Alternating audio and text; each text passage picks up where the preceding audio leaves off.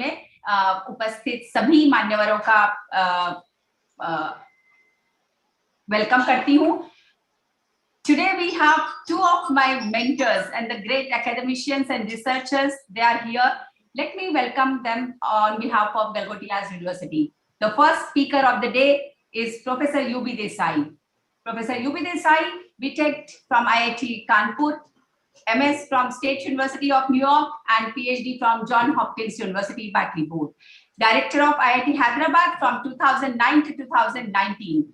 He spoke about and he has implemented fractional academics, the changes and the many points which we see today in NEP 2020, whether it is integrating arts, liberal education with technology, entrepreneurship, all that he has implemented and he has taken up the new IIT to the level of established IITs and top rankings of NIRF. He was mentor director for IIT-Delhi as well, and at present professor of emeritus at IIT-Hyderabad and chancellor of Anurag Group of Institutions. He has also served in numerous committees all over the country and then abroad as well. He's academic advisor to many institutions. Sir, thank you so much for mentoring me for last more than I think 20 years and always been there on our request. Thank you and welcome, and over to you, sir. So, thank you very much, Professor Bajaj. Thank you for giving me this opportunity. Let me first share my presentation. Sharing is allowed, sir, please. Okay, yeah, I'm just doing that. Okay, are you able to see my presentation? Not now, but then, yes, yes, sir. Okay, good. So I'll just go to full screen. Yeah. Okay. Sir, yeah, now it's fine. Done, no? Okay. So, indeed, I'm very thankful to you, and I think this is a great conference that you have organized for the last 2 days, and I resonate with some of the points that Dr. Atul talked about from our Minister of Education, Shri Ji.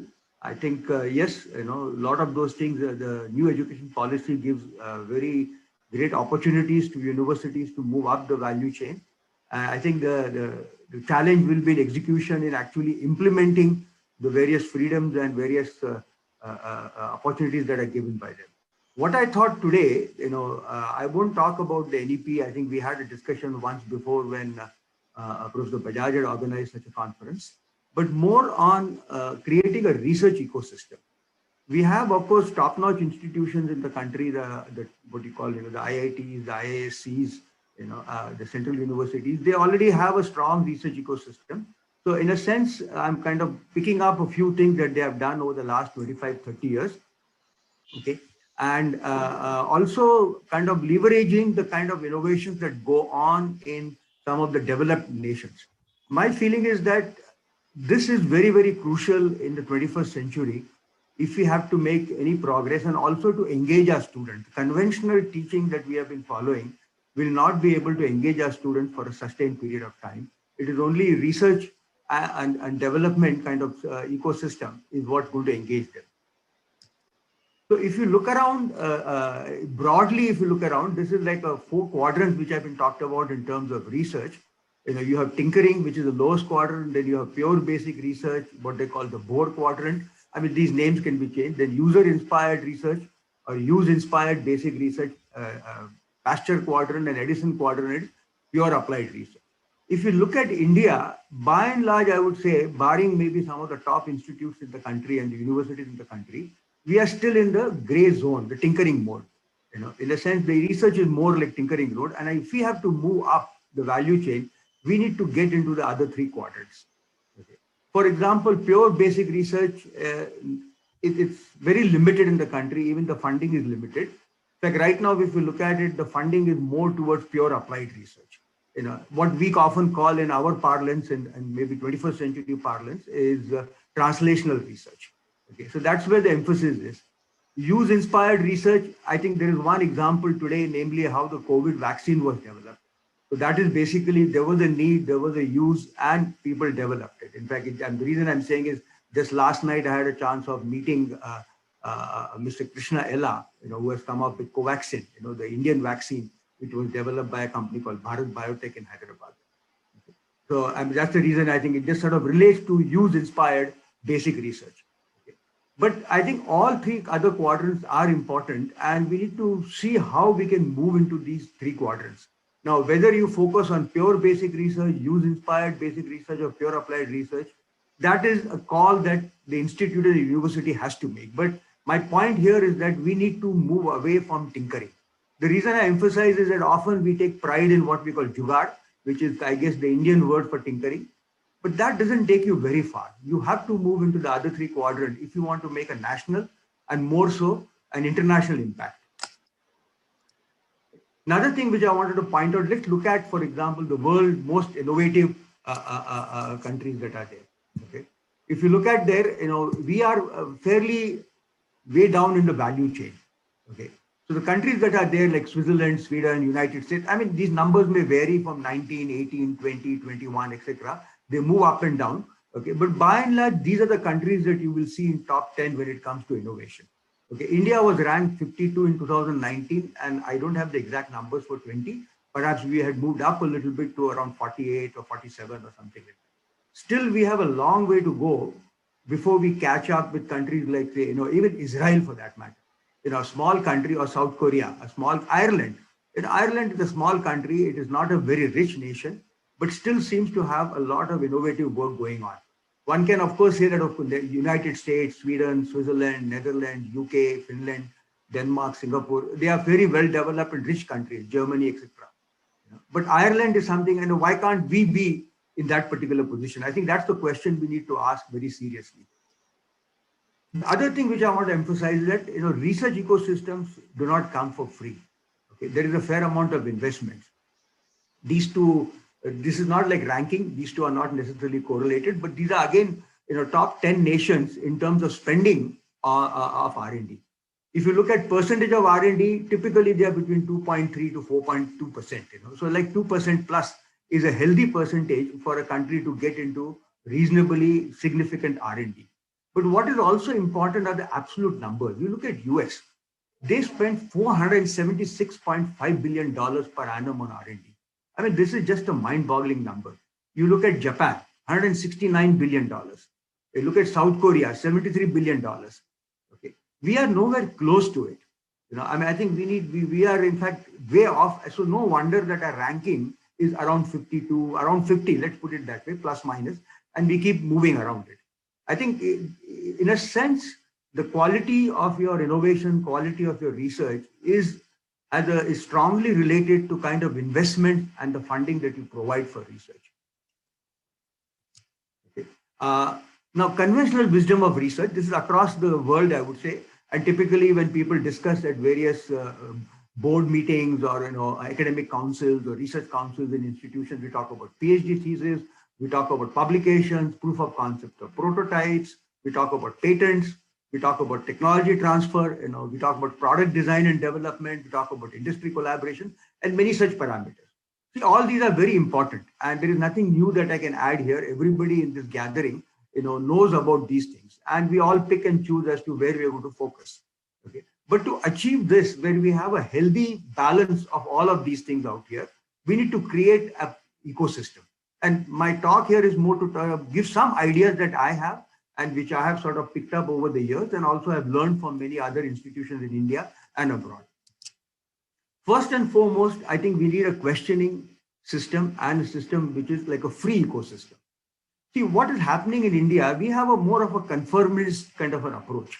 Okay. So what happens in India, typically, we don't encourage questioning, we don't encourage people, particularly the PhD students or the master students, to question us, to challenge us.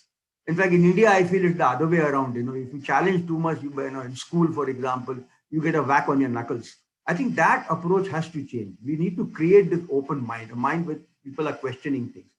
Okay. Secondly, the mind has to be challenged by the environment. So not just that I have to be asked questions, environment also has to challenge me. In some sense, India has an environment which just challenges us immensely, because the kind of problems that we have, pick any domain, would be, what happened in Uttarakhand recently, the pandemic that we are going through, the telecommunication, the area which I'm involved in, my colleague, Professor Milind Atrey, the refrigeration and other things, which is very vital for all the vaccines which are going to be transported, even the transportation part of it. There are immense challenges that we have. So, but somehow we don't express and don't bring forward these challenges to the young ones who are going to tackle them. Okay, we talk about it, but then we have to articulate these challenges, let them think freely about it and see what they can do. So freedom for research, is very important. In India, what we have, and this is a word which not many people agree with me, I'm not a big fan of the word mentoring and monitoring, etc. I think we have over-regulation in the country, we have over-monitoring in the country to the extent that we are kind of almost moving towards micromanagement. I think we need to move away from it. Once you have faith in a person, give the person a chance. I'll just take a few couple of minutes on, Claude Shannon. Many of you might have heard of it. He's the father of information theory. Practically everybody carries a bit of Claude Shannon in their pocket or in their waist pouch or wherever. Anybody who has a cell phone has Claude Shannon on him. When he first went to Bell Labs, he said, I had total freedom. Bell Labs didn't even tell him what to do. So what did he do? He said he posed one question for himself. See, those days he said, I could measure energy. A lot of development had taken place in thermodynamics and other things. So, but he says, I was unable to find a mathematical formulation for measuring information. And that is what he set out, answering one question, how to quantitatively and mathematically measure the amount of information that we have. So this is, yes, he said, I had to literally start from scratch because there was nothing that was available. Yes, I could measure energy. I mean, there we had watts and mechanical engineers had done a lot of work, even electrical engineers had done a lot of work in it. And he spent more than 2 years without being kind of any interference. Bell Lab paid him a good salary. He says, I was very happy. Maybe they gave me too much freedom.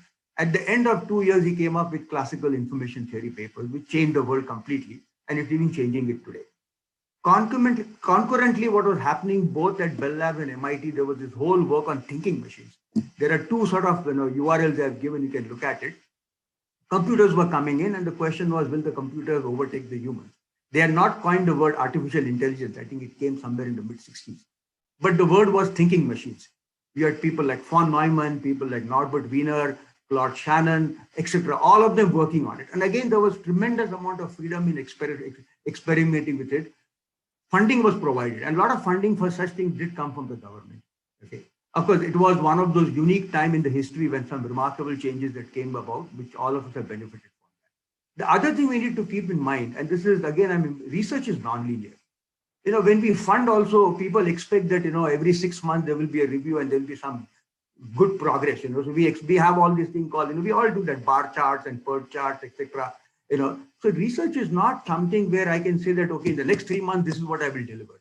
I can do that on a shop floor kind of thing, that I have a product line. I can say, okay, I will deliver so many items at the end of 6 months, and I can work overnight if I'm not meeting the target. Research doesn't work that way. Simply because you work overnight, you're not going to get a new answer.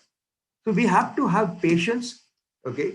And we have to rely on the fact that things don't go as they are planned when it comes to research. It's a highly unstructured activity.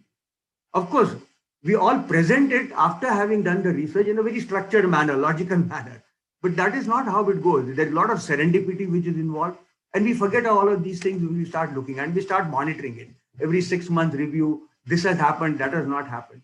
So in some sense, I feel to actually create a research ecosystem besides freedom, we need to create an ecosystem for unstructured thinking and unstructured learning and unstructured activities. This is how research happens. There is a lot of, I shouldn't say randomness, there is a structured randomness if you wish, but a lot of unstructuredness which goes on in it. This is very difficult to do it. Some institutions like MIT, Stanford, Berkeley, the erstwhile Bell Labs was able to manage that. Okay. Now at the institute level also we need to do a lot of things out here. First of all, institutes have to invest. Now that is the task of the management of the institute. If you look at IIT, the directors and the deans have to kind of help faculty get funding. Okay. And that funding is very, very crucial. And that's why I said, I just took a play on the word that you see in many places, invest, invest, invest. And that's why I emphasized the earlier slide that US spends close to $475 billion a year on research. Of course, it includes all aspects of research, pure science, applied science, engineering, technology, etc. We need to invest in research equipment. If you look at institutes today in India, how many institutes or universities, be it government or private, have state-of-the-art research labs?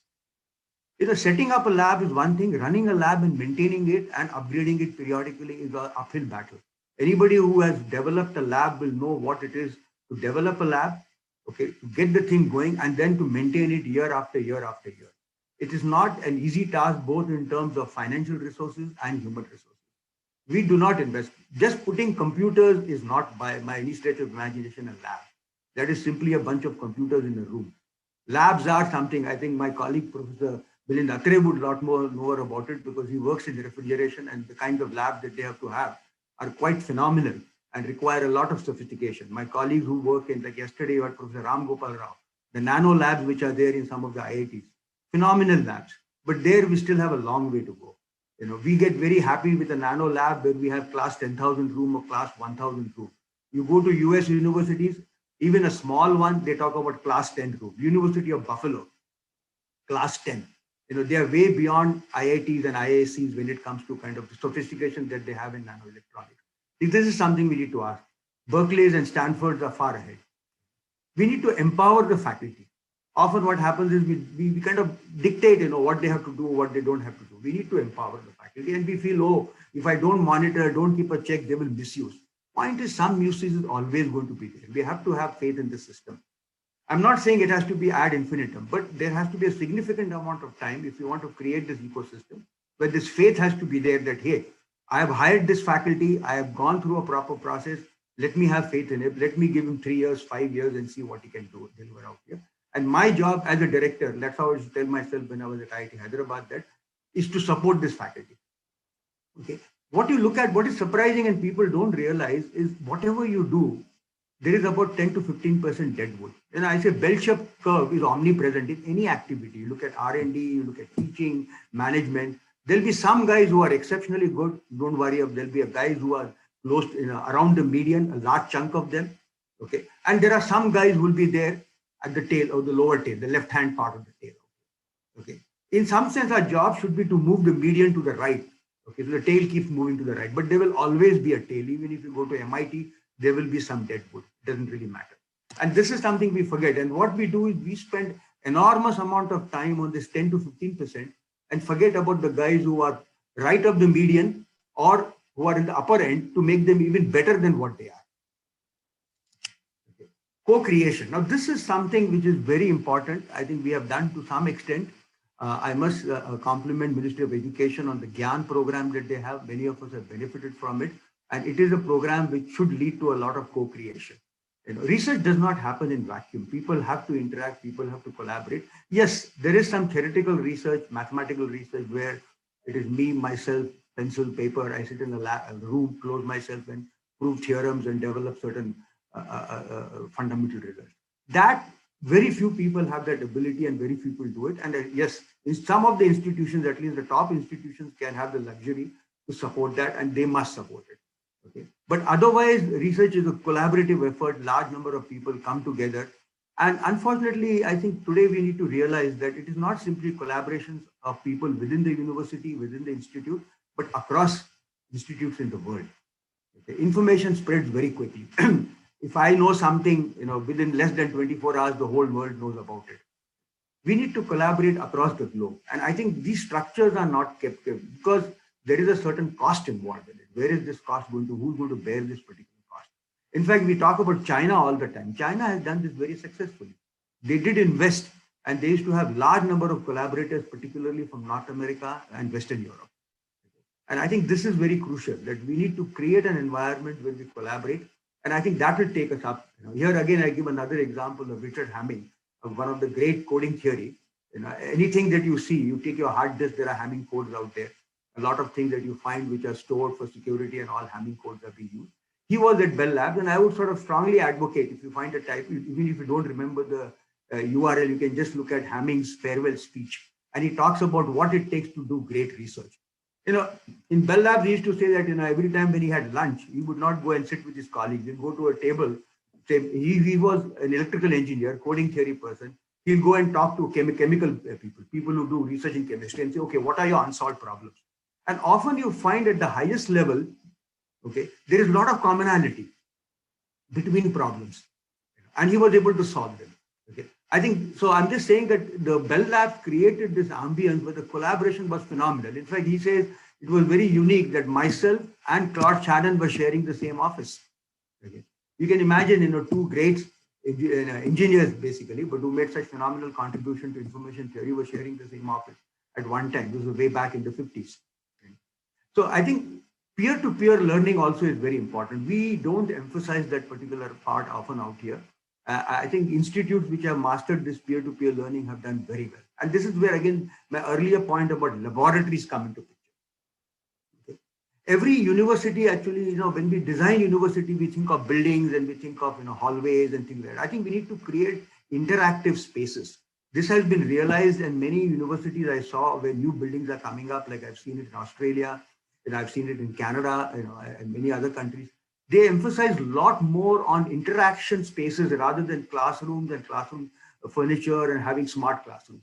They think that is fine, that's for teaching, but where do ideas emerge? Ideas emerge when people meet informally in a coffee shop, across the table, or just standing somewhere, there are spaces to bump into each other. I think we don't emphasize that part. I think that is very crucial, and that is where the creative ideas really get generated.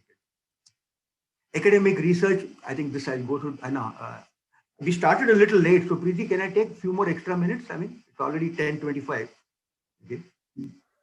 Yes, okay, yes, thanks. Okay. So I think, academic research, basically academics and research to me, two sides of the same coin. There is not much difference between the two. Good academics lead to great research leads to good academics. If you go to great institutions, both are top-notch. Teaching is top-notch, research is top-notch. So I think we need to emphasize both. Just research does not mean that you have to ignore academics. No, not at all. Okay. You have to create curriculums which encourages research. I think often our curriculum is more towards, cracking exams and board exams and other things. I think we need to change that so that the curriculum encourages thinking, curriculum encourages, questioning. Okay. Those things have to come in the curriculum, and that consequently go to research. In fact, maybe I'll write a paper on this. I think I've been talking to some of my colleagues, is that what we need to have is research-oriented teaching rather than what we have been doing so far. Almost all our institutions in the country is teaching-oriented research. We teach and then we feel research will follow. I think now we need to turn the tables around. We need to have a research-oriented teaching curriculum.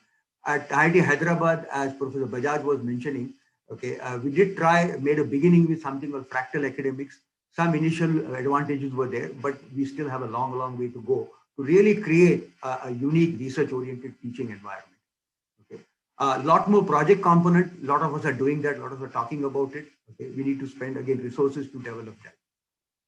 I think we need to include exploratory aspects in our teaching. Typically, when we teach where answers are well known. You do this, this is the answer. Solve problems at the end of the chapter. These are the answers available. I think we need to have components in our teaching where answers are left, things are left unanswered. The faculty does not know the answer, the students do know the answers. And you spend some hours thinking about it, what are the possible answers? And this is where an environment of research will come into it. To me, that is one of the key components of research-oriented teaching. You teach by having some, unexplored things also. Okay, so this, I'll leave it at this particular part. Okay. Funding, I think this is very crucial, and I keep emphasizing. I started with that in my presentation out here also. Okay. We require strong financial support, and research is a marathon activity. Research is not a sprint, by the way. It's not like a 100-meter dash. You cannot be an Usain Bolt and say, I'll come up with it. And as I mentioned, Claude Shannon single-mindedly for more than 2 years worked on answering one question, and that changed the world. I'm not saying everybody is Claude Shannon. People like him come once in a century. Okay. Of course, before that, there were scientists. I'm not even talking about people like Niels Bohr and Heisenberg and Schrödinger and Einstein and others. That's a different time frame. I'm looking more from our engineering perspective where I belong. Okay. Sustained funding is important. Often we give for 1 year, 2 years. I remember sitting to many come, why do you need 3 years? Can't you do this work in 2 years? I mean, this is not a shop floor. Okay. In shop floor, I can argue saying that, look, I'm giving you this order. I don't have much time. You please supply this order in 2 years or in 1 year or in 6 months.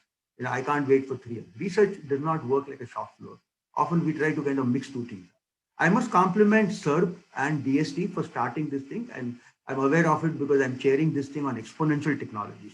Essentially funding high-end research and research which has a high risk component. The whole idea of this particular pack in SERV is that we look at proposals which have a high risk component.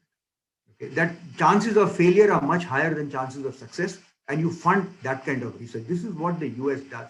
This is what DARPA did, and that's where internet came into picture. Okay, can you imagine funding internet in the early 70s? I mean, nobody thought, of doing this, but DARPA went ahead and funded it. They didn't realize at that time that what they were doing was really changing the world, and that's what made it happen. Now, this is the reason I'm mentioning is not that, of course, to compliment DST and SERV, but to mention more so that unfortunately, because of the confirmative model that we have had in the country over the past several decades, we do not find good proposals on exponential technology. To think also of a high risk problem is not easy, by the way.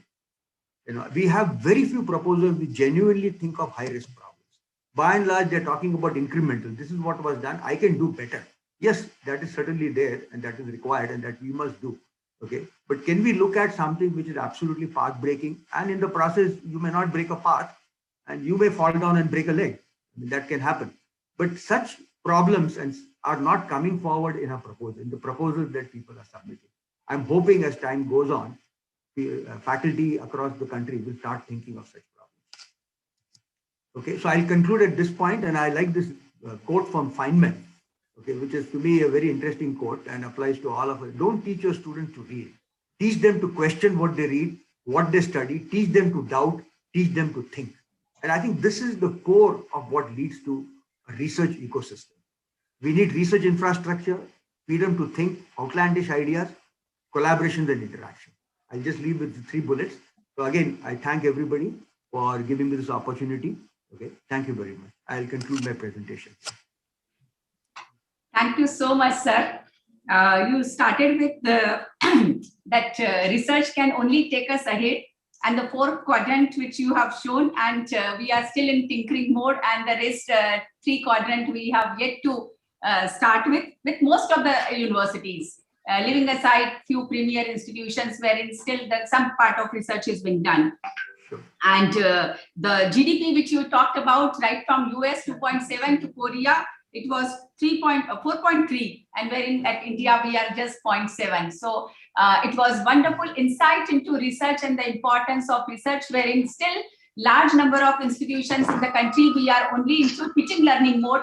Probably the new NEP talked about the categorization of the universities and colleges and institutions between the teaching and research. That would probably boost up some part of research as well. Thank you so much for wonderful presentation and insight from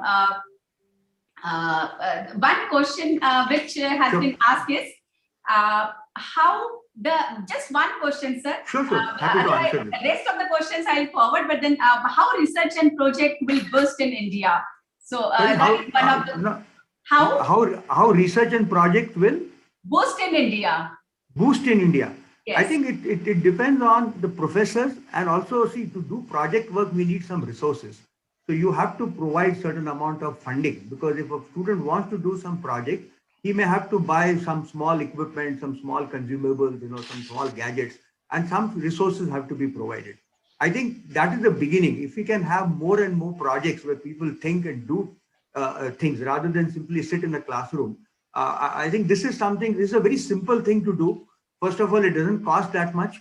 And I think it can create a lot of interest among students to think out of the box. Give them the chance without necessarily a faculty sitting on their head that, okay, here is a project. Go ahead and do it. Okay. Often we need not define the project. Let the students come and define the project. And then we can suggest what to do. Normally, like we give a list of projects, the students select. So students have been used to it. Ma'am, give us a list of projects. Sir, give us a list of projects.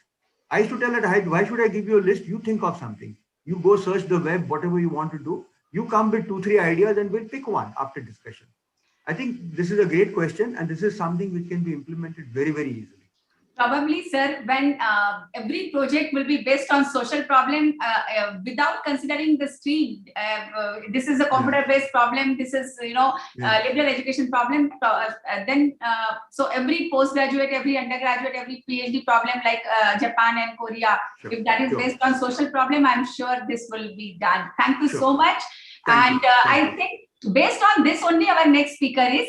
So before we move to Professor Atrey, so it's a e-memento from our side. Thank you so much, sir, for joining and then finally giving us time. And thanks to Professor Atrey, who readily, entertained the session as well. Thank you. Yeah, I'm also thankful to Milind for giving me this opportunity to start. I have another meeting. Thank you so much. But I'll still, Milind, I'll listen to the early part of your talk and then I have to log out in the middle. Please, yeah, thank you. Please do excuse me. Yeah, thank you. Yeah. So, Preeti, can I share my presentation? Yes, sir. Yes, sir. Just 1 minute. Yeah, Atul. Yes, sir. Thank you so much, Professor Dr. UB Desai जी. और आपके sir अनुसंधान देश पर आपने जो संबोधन किया, इसके लिए हम आपके बहुत बहुत आभारी हैं। चंद पंक्तियां समर्पित कर रहा हूं। चले हैं जब रतन मणि लेने तो सागर भी खंगालेंगे, चले हैं जब रतन मणि लेने तो सागर भी खंगालेंगे, जलाकर कोयले की कान हीरा हम निकालेंगे। बहुत बहुत धन्यवाद डॉक्टर UB देसाई साहब। कार्यक्रम के अगले वक्ता हमारे भारतीय प्रौद्योगिकी संस्थान बॉम्बे से डीन अनुसंधान और विकास से डॉक्टर मिलिंद दी अत्रे जी को मैं वर्चुअल मंच पर आमंत्रित करता हूं कि वे हम सबके सामने अपने विचार रखें। डॉक्टर मिलिंद दी अत्रे सर। सो अतुल जी 2 मिनट में लेना चाहूंगी प्रोफेसर अत्रे का संक्षिप्त इंट्रोडक्शन सभी ऑडियंस को करने के लिए। हालांकि उनका नाम ही काफी है, बट फिर भी मेरी तरफ से मैं 2 शब्द कहना चाहूंगी। Doctor Milind Atre, dean R&D IIT Bombay and Chair Professor at IIT Bombay Mechanical Department, President of Indian Cryogenics Council from 2020 to 22, Professor in charge IIT Bombay Business Incubator, signed 2012 to 18 when the sign has really done wonders. Fellow of Institute of Mechanical Engineering and Fellow of Indian Cryogenics Council, Chairman of IMEC E-Process Division India, member of subcommittee since 2012, IIT Bombay Awards, Professor Sukhatme Teaching Excellence Award, which is the topmost award, Industrial Impact Award, Dr. Patwardhan Technology Development Award, Principal Engineer at Oxford Instruments, UK 2000 to 2005, Scientist Rajaraman Center for Advanced Technology 1995 to 2000, Scientific Officer, Tata Research Development and Design Center in 91 and 93, and he did his PhD from IIT Bombay, Postdoctoral Research, University of Gießen, Germany. And I'm happy to share that sir is on also RAC Research Advisory Committee of Galgotias University. Sir, we are really fortunate to have you as a speaker, and especially the topic which you have chosen, written to writing a research proposal, which is need of an hour. The research we are talking about since yesterday, creating ecosystem about research, but that is only possible when faculties would be skilled or faculties would learn how to write research proposal. So thank you so much for accepting our invitation. Over to you, Professor Milind. Thank you very much and good morning to all of you. First, thanks to the Galgotias University, Professor Bajaj, and all of you for having me and giving me opportunity to present my thoughts on how to write a research proposal. Let me first share my presentation and then I'll come back to.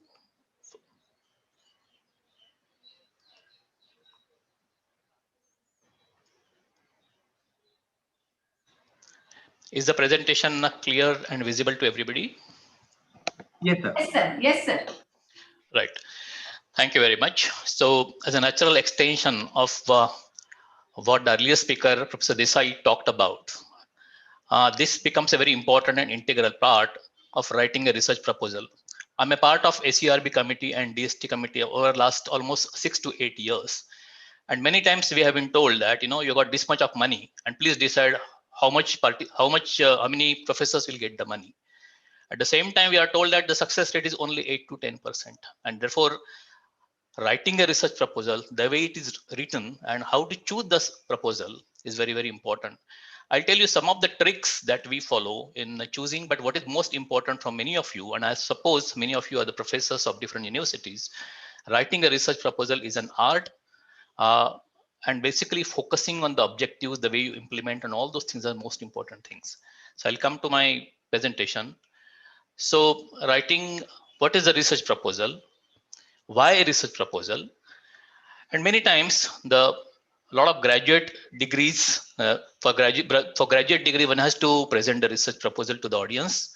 To the final year presentations also happen for based on the research project that you have done. You have to actually give a proposal first and then get a sanction for this. But most of the time, this is for funding purposes, and this could be for government and industry both. So many times you have to give a good presentation, let's say of 10 minutes to 15 minutes, depending on, of course, the kind of funds available. And here you have to be very, very specific about why do you want these funds. The third possibility also, which I have experienced myself, in the big companies, you have to give a research positions, or if you are a unit, you are a person or an engineer in the research and development department of a company, they have to also present a proposal to the management people so that the funds will be given to the R&D group of a given company. For example, I work with Oxford Instruments, which was the part of Siemens. I have to put up a proposal in front of the management committee that why do you want to spend this much money on what problem, and how will the results come out in what time, and all those things. So it's very important that one understands for what purpose you are writing a research proposal.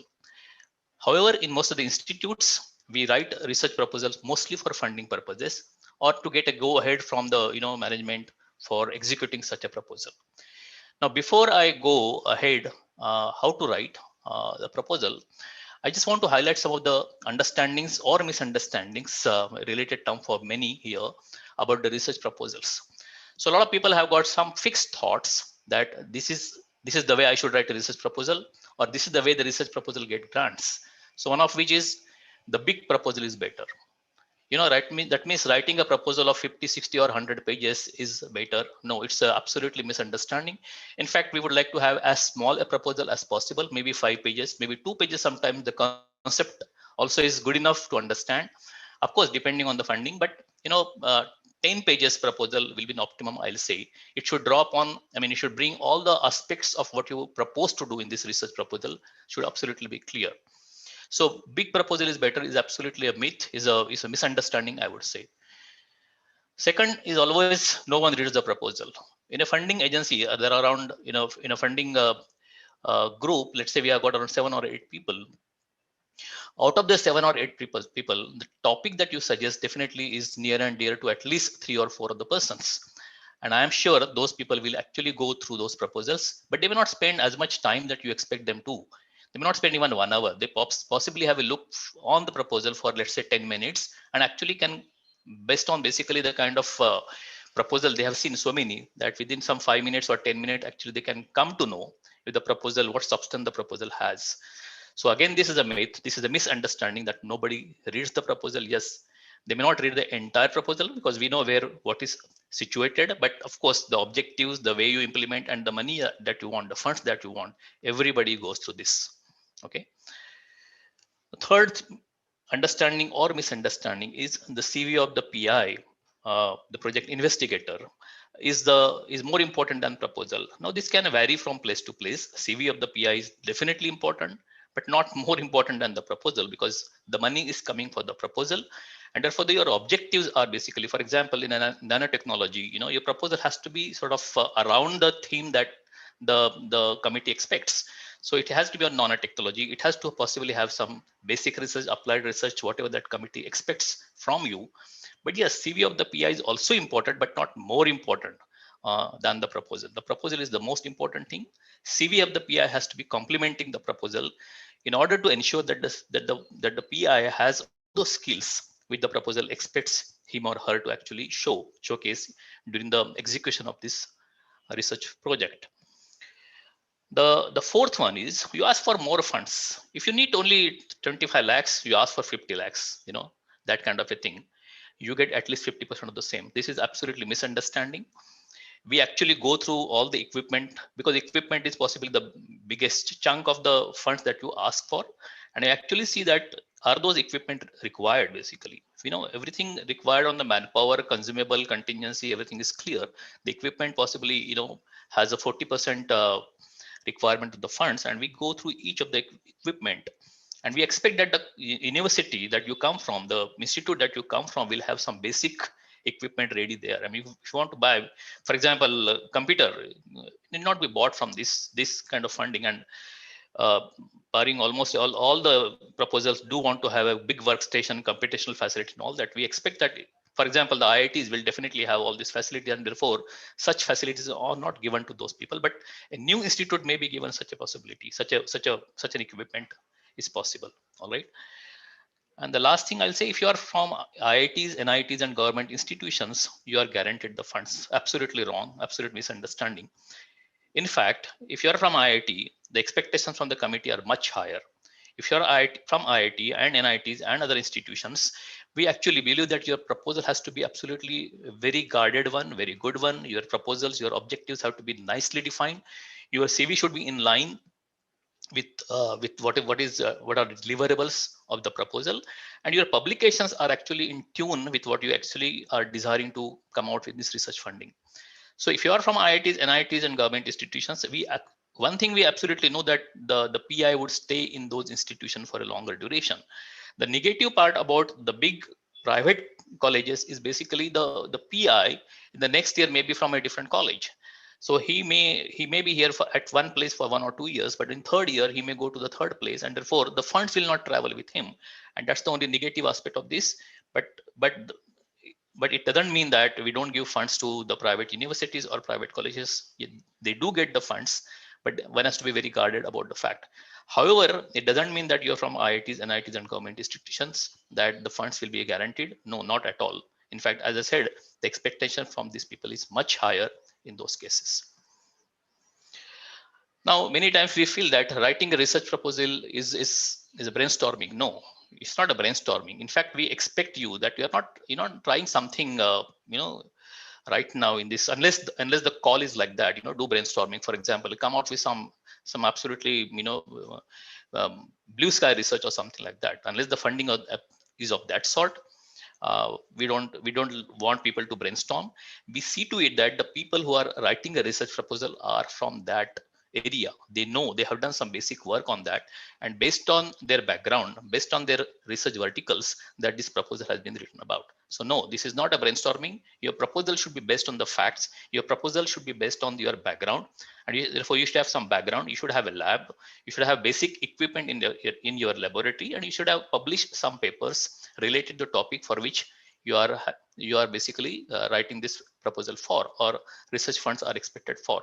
So if I want to design, for example, if I want to have a new fuel in IC engine, I'm giving example from mechanical engineering. So I'm sure I should know what the IC engine is. I should have a lab of IC engine, and I do have basic skills and publish paper in this area. Then only I'll understand that yes, you belong to this area, and whatever funds are given to you, you are going to put it for the right usage, and not going to try something which you have never done. For example, if I'm working on a high temperature side, I may not put in money for the low temperature side because the technology completely changes. In IITs, however, this is possible, and for which I think various times, some 13 R&D office, we give funds to the professors who are joining here, and we give them seed grant. And at this time, we don't actually see whether the professor is what kind of proposal that he's looking for. He can actually start with some blue sky research also, and we can give funding ranging from 25 lakh to 1.5 crore depending on the background and the proposal of this professor. But for funding agencies like government funding agencies, CRB, DST, etc., we expect that this is not just trying something in the blue sky region. But yes, you have to have some background. You have carried out some research work. May not be your PhD work, maybe your postdoc work, maybe you have guided some students, master students, PhD students in the area for which you want to have this research proposal, or for which you want to have this research fund. So I hope I'm clear about this. You are expected to have shown some work done in this area, then only some kind of research funding will be available for you. Okay, I will come to some basic definition now. What is a research, which many of you of course know, but just a formal definition, I say it's a systematic inquiry that investigates hypotheses, then suggests new interpretations of data or texts, and poses new questions for future research to explore. I'm sure you're not ending the research here with, you're actually first of all aware of what is existing knowledge, All right. So you inquire investigate the hypothesis, then suggest new interpretation. You want to do some new research work. You come out with some interpretations according to your background and your capacity, and pose a new question. At the end of the research, I'm sure it will come with some new questions to explore. So it consists of, therefore, asking a question, what has not been done before, and doing this necessary work to find answer, and communicating the knowledge you have acquired to a larger audience. All these things are very, very important. First of all, you are asking a question that nobody asked before. For example, if I want to have a new fuel for my engine, why not this fuel? Because you find that this fuel has particular capabilities. It has got a good calorific value. It's possibly a green fuel as compared to anywhere, and you want to do some work on that thing. So this is a question that why not this fuel for this engine? For example, it possibly is a it's not internal combustion engine, but maybe external combustion engine also, because of which the fuel requirement is you've got a huge possibility of using a low grade energy in that case, because it's external combustion engine. So doing the necessary work to find answers. So actually you do some theoretical work, you execute some experimental work, and come out with your answers to that thing, and you communicate the knowledge that you have gained for the benefit of larger audience. And this may be a small work, big work, incremental work, whatever it is, depending on the kind of statement or the challenge you throw, the funding will be made available if you present the background and the questions in the best possible manner. So what is the research proposal? Now it's very important that you understand what is this for, what is this research proposal for. So it basically should have concise and coherent summary of your proposed research. It sets out the central issue of questions that you intend to address, referring to the current state of knowledge. It's very important that as a researcher, you are expected to know what is the current state of knowledge and why are you posing these questions. So it sets out the central issue of questions that you intend to address, but therefore you're expected to know what is current states of knowledge. Again, I'm coming back to same fuel and engine. I should be aware of what are the fuels that are being actually tested right now worldwide. I am expected to know what is done internationally. At the same time, I'm expected to know what is done nationally also. And therefore, relevance of this research work in the context and the surrounding that you are in is also very, very important. And therefore, this draws upon that you are well versed with the happening that is in this field, in this research area, all around the world, around you, nationally or even locally also many times, depending on the region that you are in Indian context. For example, if you are in Uttarakhand or much north, the problem or the ambient temperature is much different, and therefore different sort of questions may be asked. The terrain is much different, and therefore different sort of questions may be asked in this case. So not only international and national, but local issues also are very, very important in those cases. It demonstrates the originality of your proposed research. Now, the plagiarism, as you know, everybody is aware of, and therefore your own research, you have to say that why it is important and why nobody has till now addressed this problem. It should be an original work, right? It should show that you are proposing this work and for which there are no answers as of now. If at all somebody has worked in this area, somebody has met some failures, point out those reasons and show in what way you want to demonstrate your research in this context here. It should demonstrate that you have the ability to communicate complex ideas clearly, concisely, and critically. So your research proposal should actually demonstrate that this ability of communication, maybe complex idea, but clearly, concisely, and critically. Very important that way you communicate these ideas to. So salient features of your research proposal is basically, clear objectives of the proposal and its relevance. It's very important. I mean, I will not see all these 35 pages, for example, if a research proposal comprises of, but I'll see what are the objectives of the proposal and why it should be done. So what is the relevance of this Indian context in the context that we are sitting in? So very, very important this. And the clear objective should not be, a bullet pointed, basically, not a paragraph. I would like to see. I would like to see what are you trying to do in A, B, C, D, or some bullet points. What do you want to do in this case? In order that you clear these objectives, in order that find a solution or addressing these objectives, what is the research methodology for fulfilling your objectives? Again, that should be absolutely very clear. Do you want to do a theoretical study? Do you want to come with experimental setup? Depending on the background that you actually come with some mathematical model, maybe experimental setup for which you will ask funds. And therefore your fund requirement and your research methodology should go in hand. If you got only theoretical model, maybe you require only computational facility in that case, maybe a big computer, for example, workstation or something like that. But then experimental setup will not come into picture. Many times we would prefer, the funding committee may prefer that you are hands on both the sides, especially from engineering community. We always expect that your theory should be absolutely clear in order to do experiments. Or if you're doing only theory, you should understand how to evolve it experimentally, because you can actually provide some challenges for the experimentalists in those cases. Of course, Professor Desai said that, activity chart, but, at the end of the day, this funding is given for 2 years or 3 years. We can't allow you for infinite years. And the funding agency also is a government agency, if at all, or industry. Industry would like to have your answer within 3 months, so 6 months. Here at IIT Bombay, we've got several projects from industry funded, and the duration of this is only 3 months or 6 months. In very few cases, it's over a year, for example. But in a government funded like SERB, DST, we have got minimum 2 or 3 years definitely for various projects. And therefore, what are you going to deliver next 6 months? What will you deliver? For example, maybe your experimental facility, because in Indian context, again, buying or purchasing also takes a lot of time. You have to commit, you have to take into consideration that time also. And therefore, your experimental setup possibly will be ready at the end of the first year. So then you'll carry experiment. Sometimes there's an import involved. You have to worry about in reality how much time it takes to import an equipment of this type. So all these things are very important, and the PI is expected. And sometimes therefore we need to have a not young PI, but maybe some experienced PI who understands how much time it takes to import. In your institution, for example, how much time it takes to import an equipment of this sort. All these requirements, all these will come with funds, and therefore you have to justify those funds. Very important is justification should go in the way, the research methodology that you are going to adopt for the objectives to be cleared. And therefore, if you need so many equipment, you're expected to know the budgeted cost of those equipment. If you're going to import that equipment, again, those funds should be correctly. And last, very important, again, of course, you have to have your CV and with publication to show to us that yes, you are a relevant person, a relevant PI to carry out such research. Your background research actually satisfy that you possibly will give justice to the objectives that you have set up in this research funding or research proposal. All these are very important parts and parcel of your research proposal. But mind you, I'll not say that this all could be clubbed into 7 to 10 pages, maximum 10. As I said, I would prefer actually 5 pages. But yes, 5 to 10 pages could be the maximum that possibly you may have to submit such a research proposal.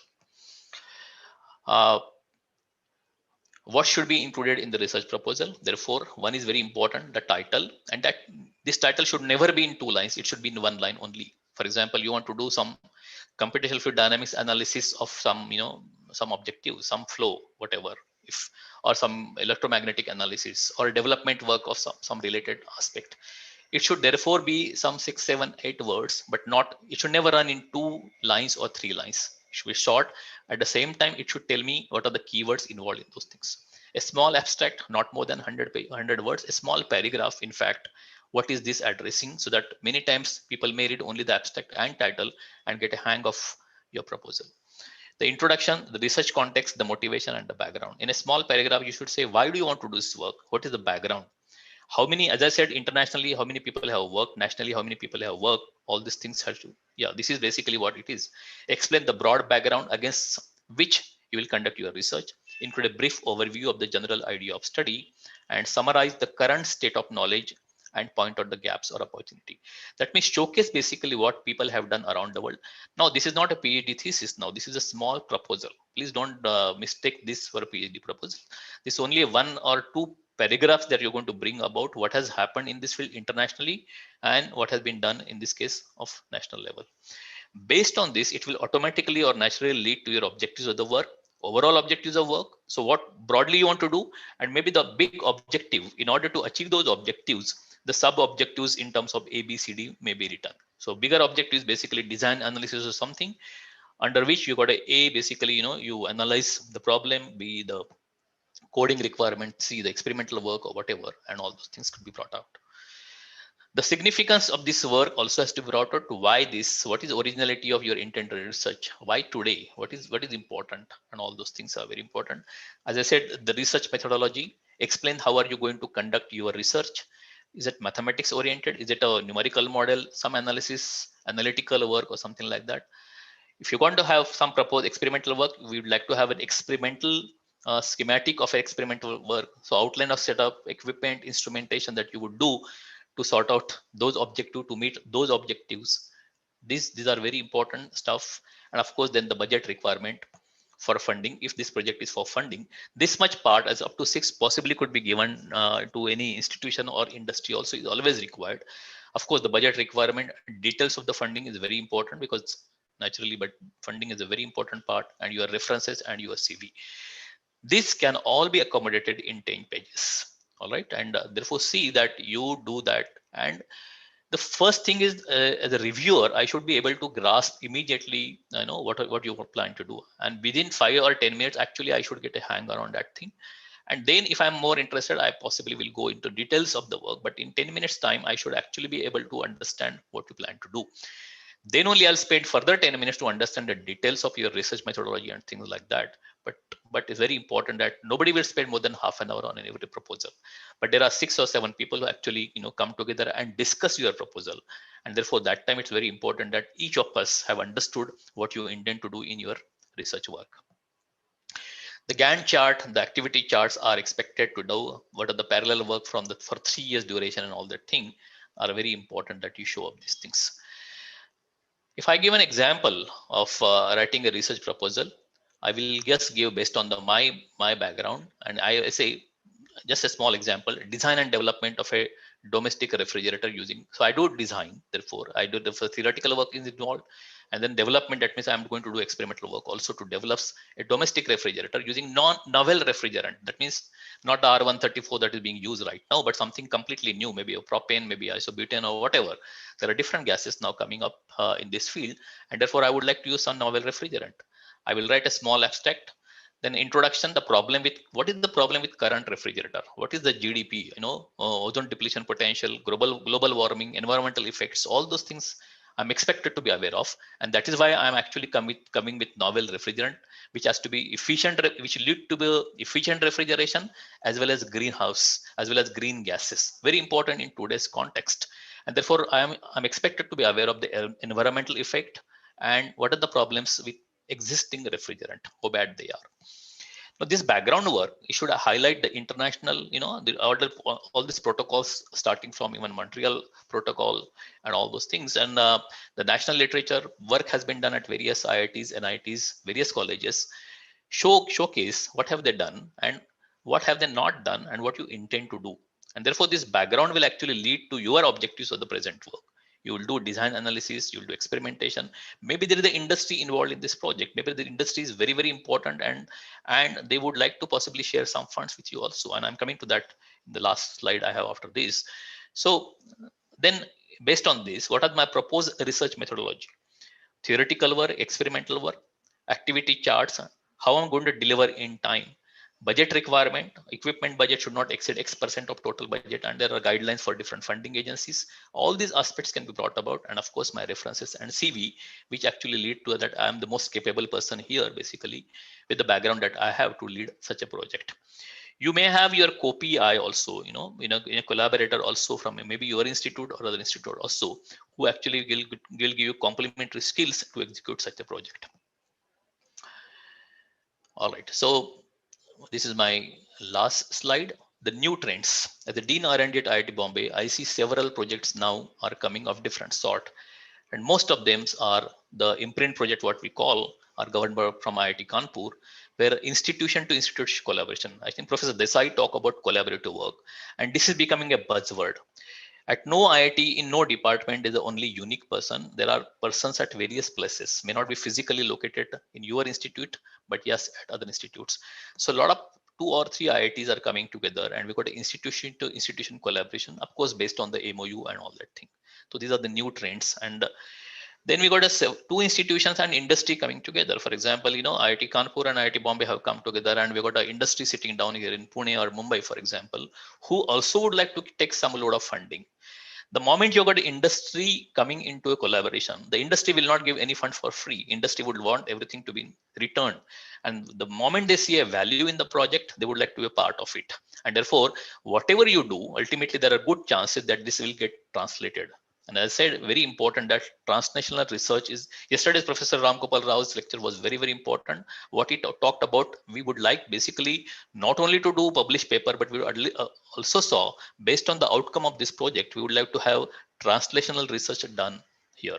So based on the collaborative work that we have carried about, the industry should also become part of it right from the beginning, right from the word go, right from the application stage. And that brings that this product, whatever come, if at all it comes out with, it will see the light of the day. In this collaborative work, very important that one understand IP protections. How will the IP be shared? How the confidentiality will be taken care of? And this is where our office right now works very heavily. We've got very, very large industry collaboration, industry to industry, and not only national level, but international level also. And every international, MOU drafting, IP understanding, confidentiality agreements are of different sort. And we have to actually catch up with those to understand.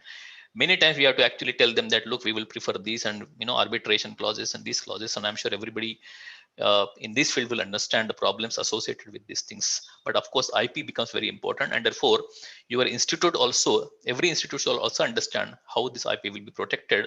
And if the technology is going to be given to somebody, how will the institute also make money out of these things? So fund allocation, which institute will get how much funds? Who will be the leading institute, for example? Technology licensing, the industry is involved.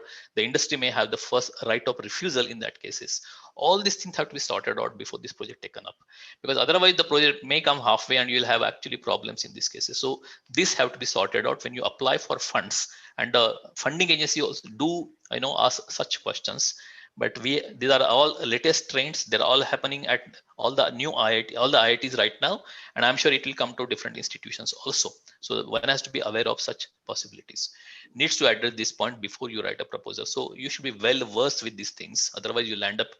And as I said, if industry is involved, they are very, very capable that they will, they would like to have the entire cake sitting in the proposal basically, and therefore one has to be very clear that who will own how much IP and all those things. I think I'll stop here. I talked about the new trends and existing, the way the proposal actually should be submitted for research funding. If there are any questions, I'll take the questions. Thank you very much. Sir, thank you so much. It was really a great session by you, and summarization from Galgotias University, small memento. Thank you very much. In your honor. Thank you so much. Thank you very much. Yeah. I'm so sorry. We'll because of short of time, we'll move to the next speaker.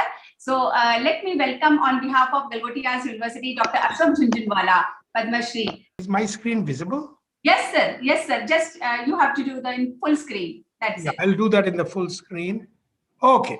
Can I start, please? Thank you. Yes, sir. Perfect. Thank you for inviting me, and I'm very happy. I'm actually going to talk about a number of things. Industry-academia interaction, innovation, and incubation.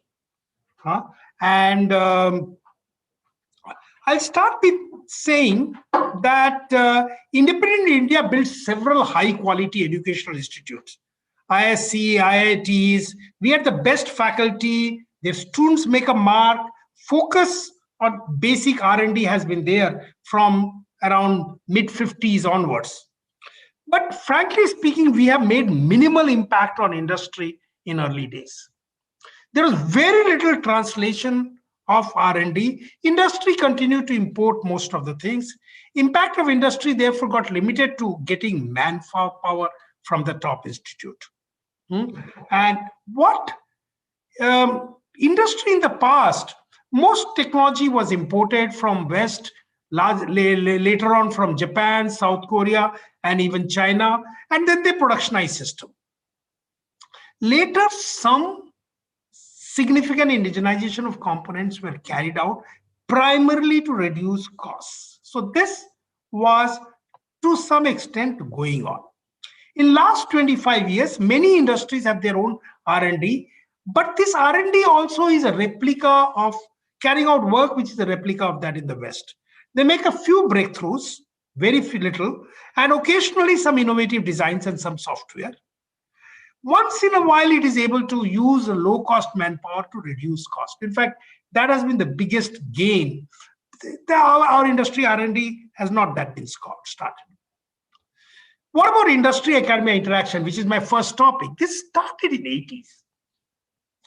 At that time, industry believed that academia has very little to contribute to industry. They want to just publish papers, which was true, which still continues, significantly is true, does not want to understand products, no products possible. That's what the industry view was.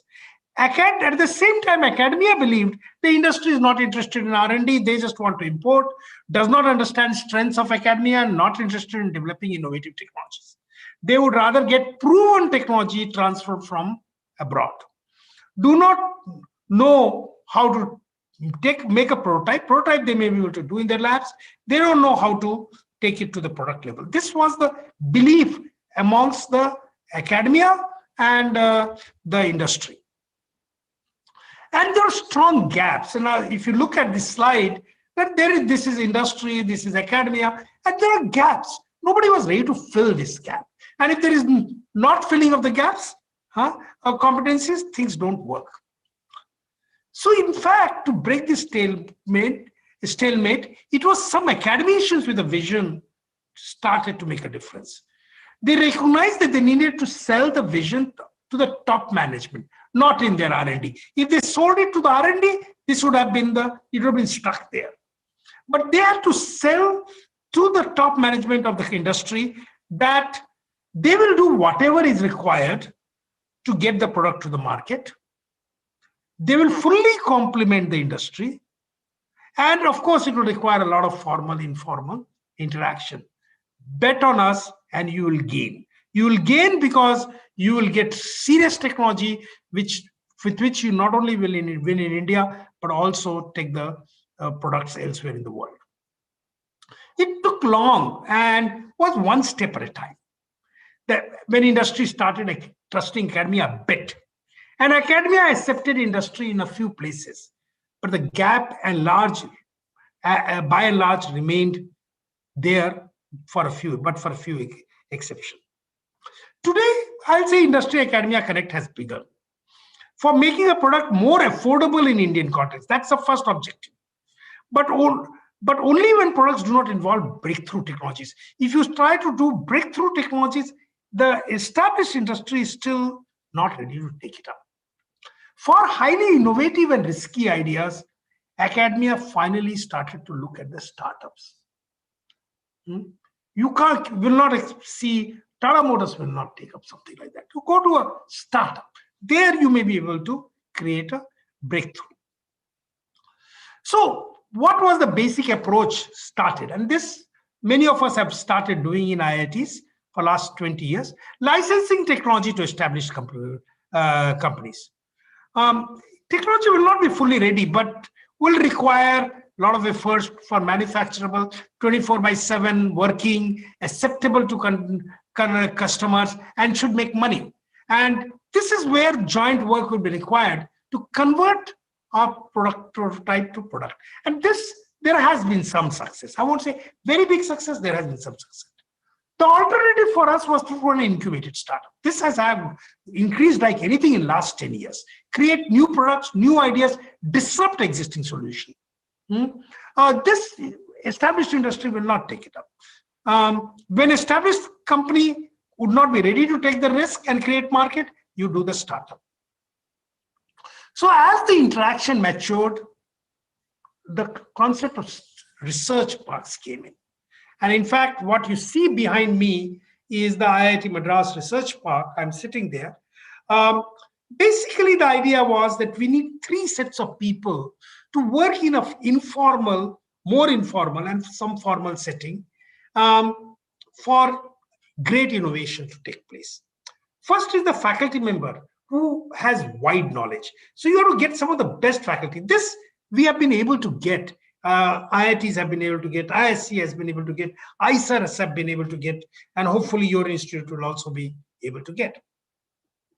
We need that person with the wide knowledge to be able to participate in this innovation. We also need an industry person who knows how to manufacture and sell a product. It's not enough to do. They have the understanding what sells. And a youngster could be a student, could be a fresh graduate.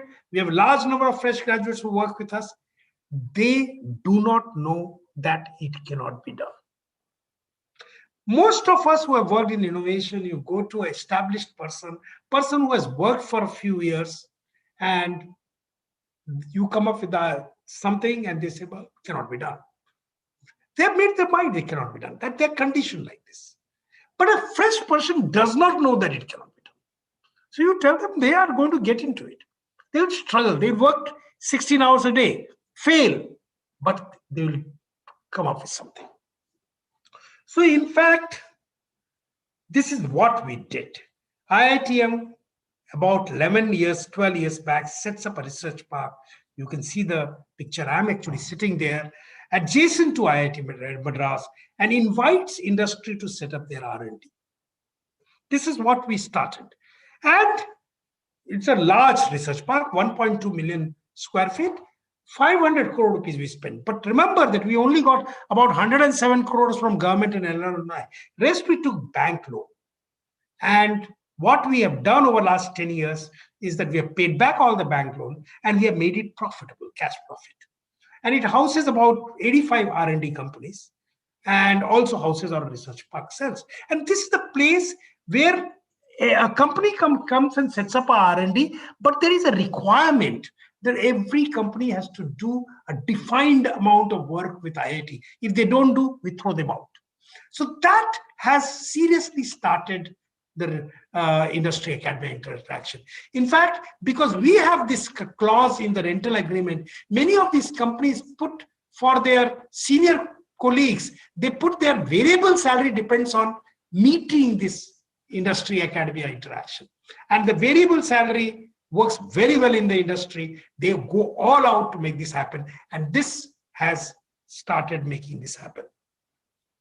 Now, there are stages of technology development and commercialization. So there are developing technology that need a long time, a large funding and carry high risk. That work largely has to be done with largely government, public, and CSR funding. Because it takes maybe 5 years, 7 years, 8 years, and I don't think industry primarily will fund it. And startups will not be able to do this. It has to be R&D projects from the government, some CSR funding, till it reaches a stage where it is ready to be commercialized.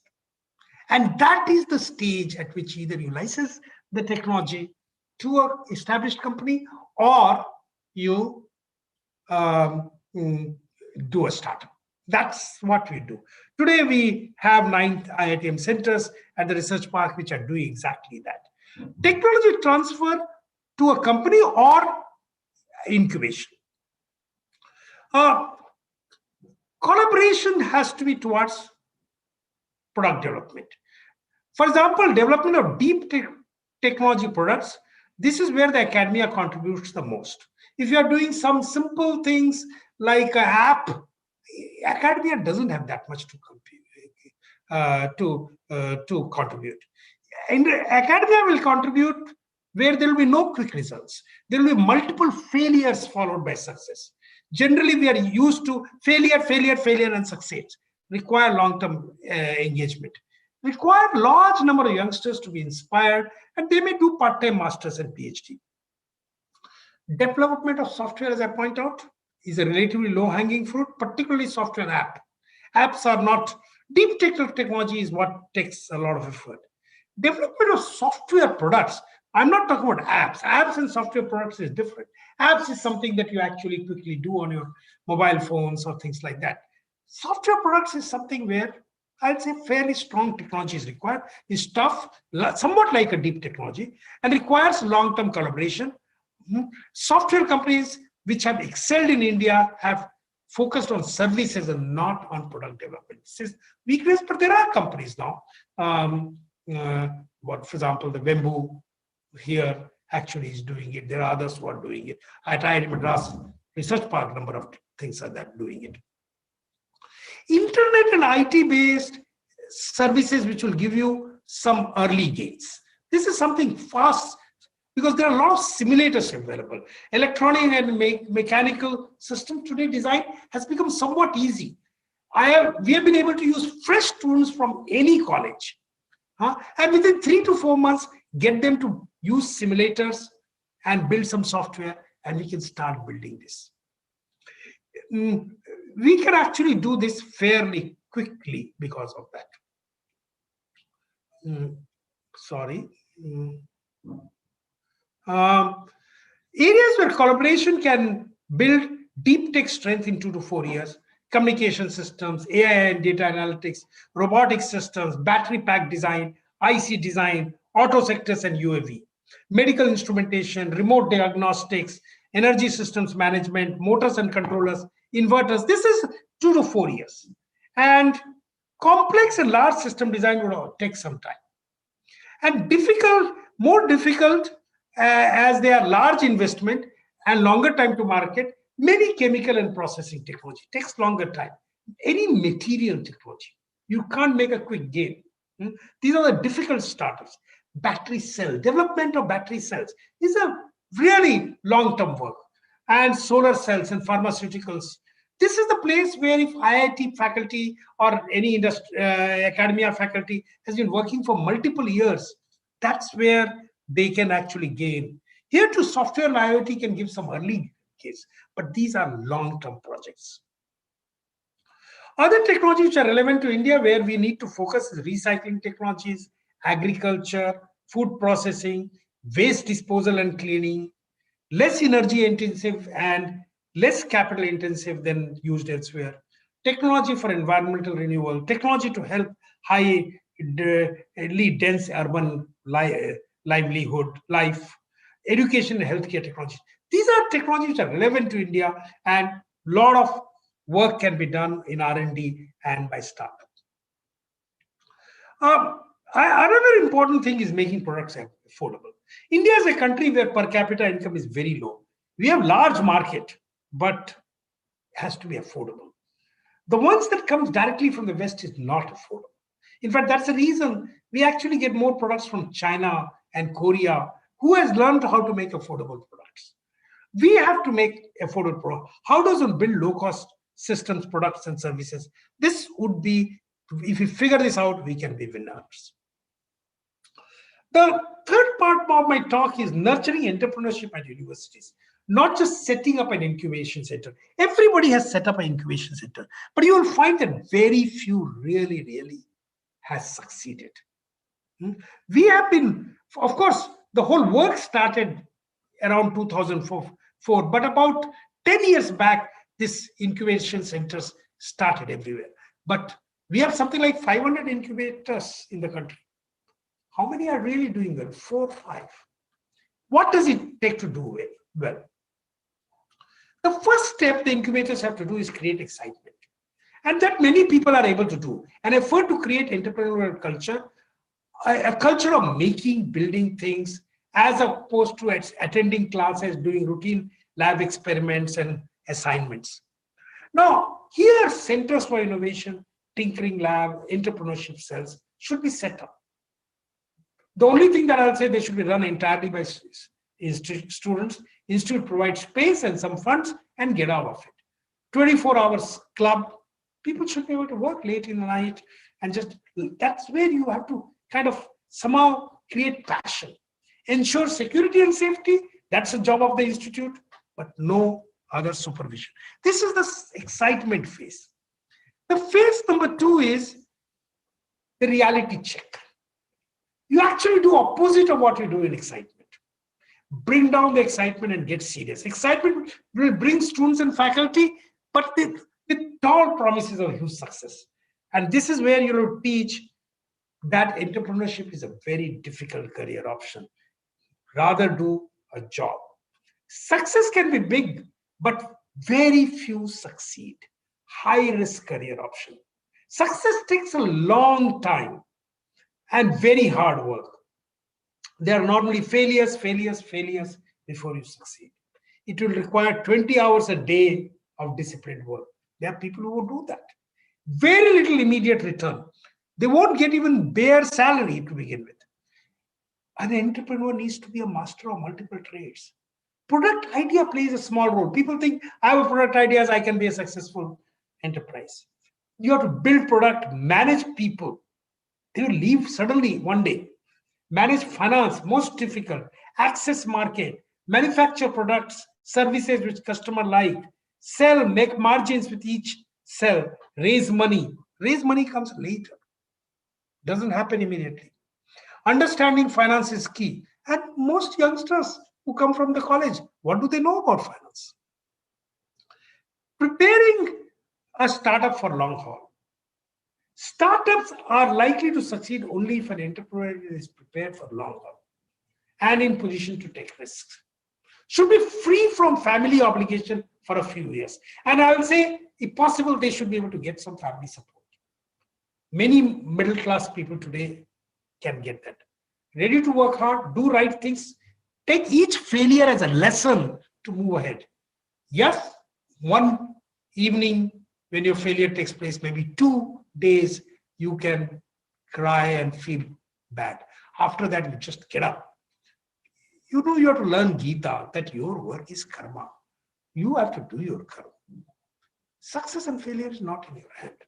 Each time you fail, you get up again and start doing karma.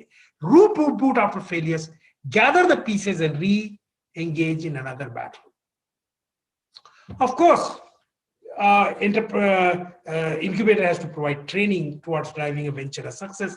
This some people are doing. Incubator should offer leverage available training online and offline. Multi-dimensional training, not just concept of product development, understanding of market, what is the product needed, who will buy the product, how much will they pay, prototype to manufacture product, will the product work 24/7, will it cost, what will it cost to manufacture, product quality, servicing a product, cost of servicing, understanding company's finance. This is a training that is required. What is revenue? What are costs associated with revenue? Working capital issue, capital expenditure, fixed cost, what is depreciation, interest costs, R&D costs, what is profit, balance sheet, cash flow, profit and loss statement. All this has to be taught.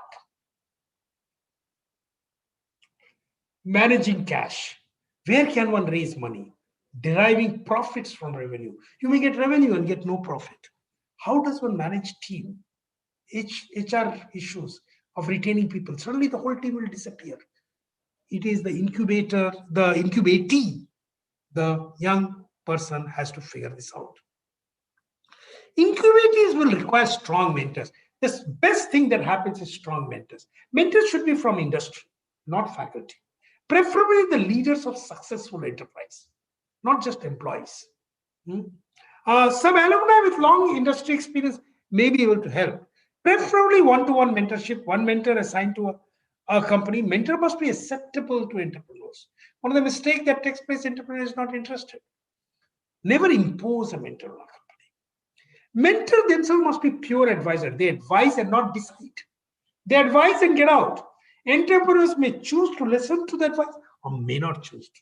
And yet the job is again and again, they will keep on giving advice. Mentors can also provide feedback to the incubator that this is not happening well to the company. If, of course, the incubator provide funding, they can put that as a condition that unless your mentor is happy, you will not be able to provide that. So what did we do?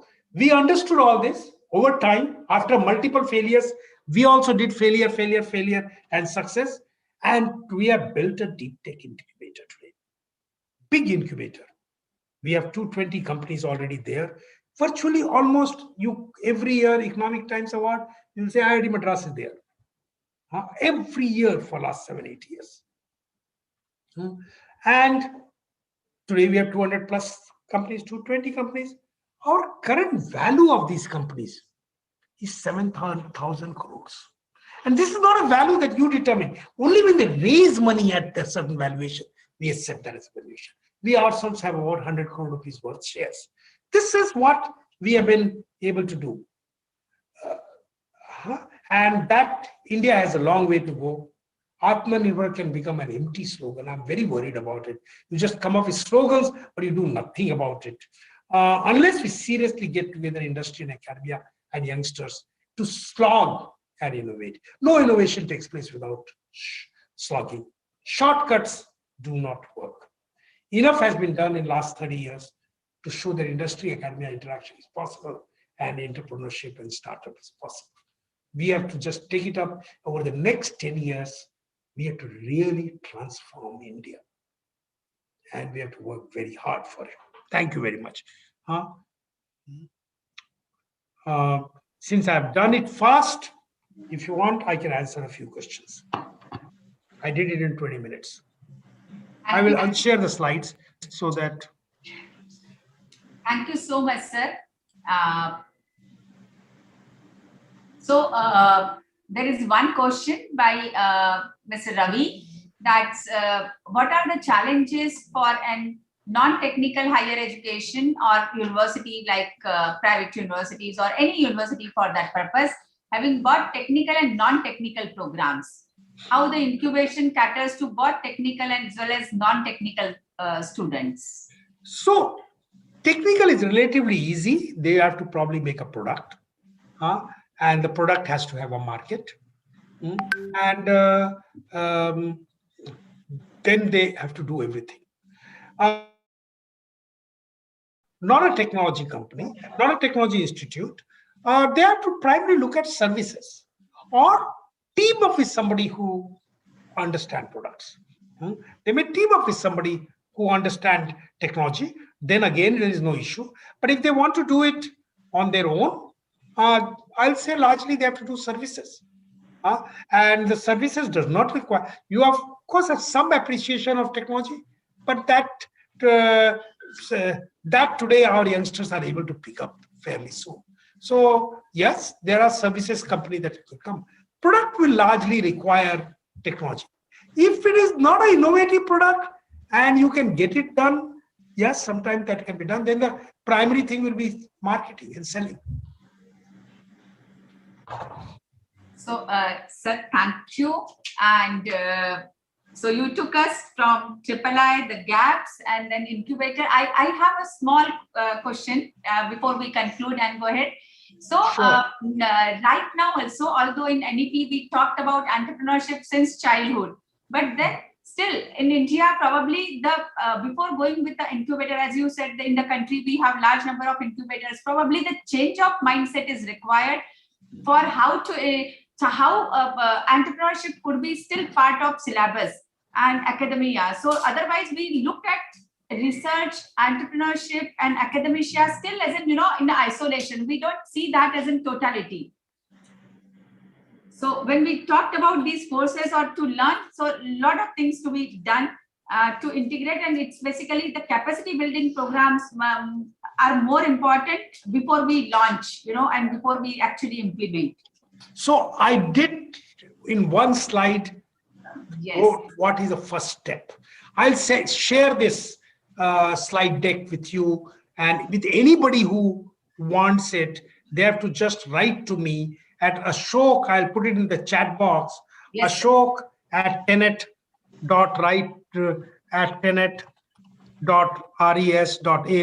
and I will send them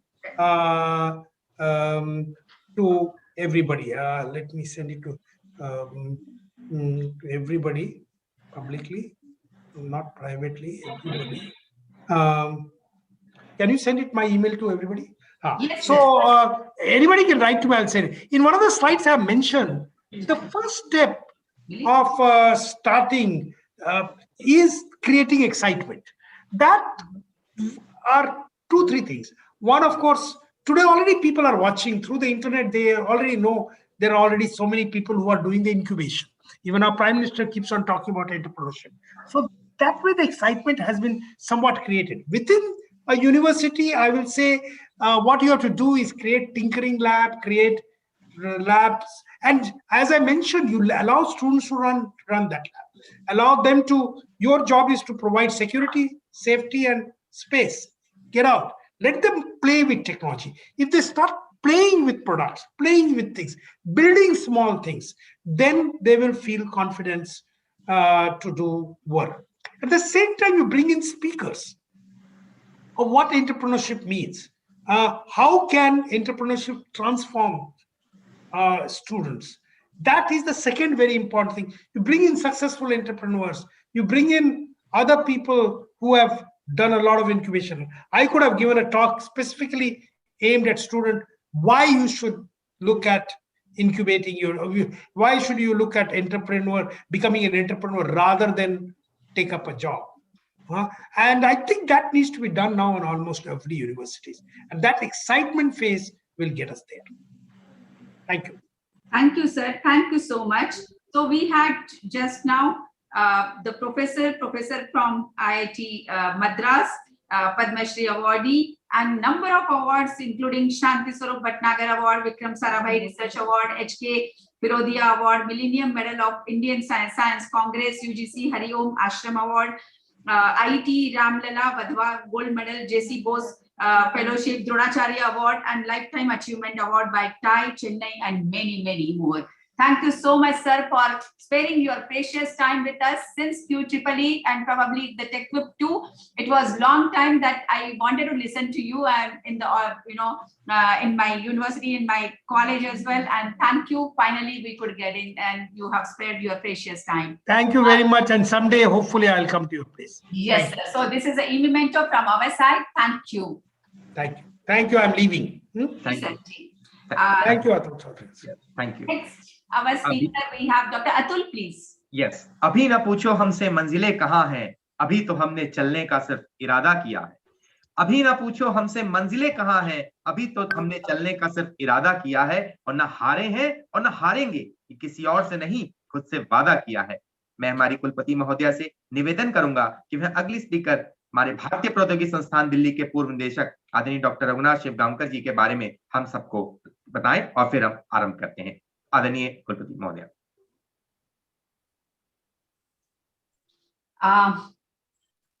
Thank you, Atulji.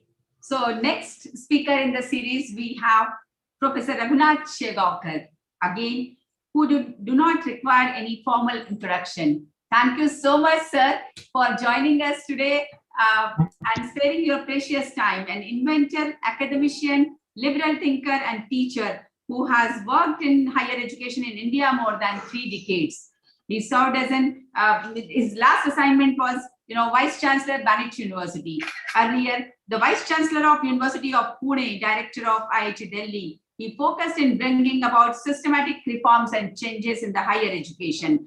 The faculty of and the research associate with University of Maryland, US, visiting professor of University of Nebraska, Lincoln, US, and ETH Zurich, Paris, and his alma mater, IIT-Bombay, wherein he has also done some help at Center for Distance Education in the initial period. Thank you so much, sir, for sparing your precious time and agreed finally to be part of this NEP 2020, the 4th series of national seminar which we have organized for NEP 2020 since early August and so forth. So over to you, Professor Shevgaonkar. We are honored with your presence. Thank you. Thank you, Dr. Bajaj. Thank you for the nice introduction and inviting me to talk in this seminar. In fact, in NEP 2020, there are too many seminars now. I think every week, every alternate day, there have been a seminar by one or the other institutions. And because of that, there could be some repetition also because the policy is same. Everybody is talking about the same policy. But the thing mandate which is given to me was something different than what other people talk about NEP. Normally they talk about NEP, their implementation issues and so on. I think this topic is something very special. This is the IQAC and the role of IQAC in the excellence of education in view of NEP 2020. So thank you so much for this very different topic, related to NEP 2020. I don't have any slides, so I'm not going to share. I'm just going to talk extempore a little bit.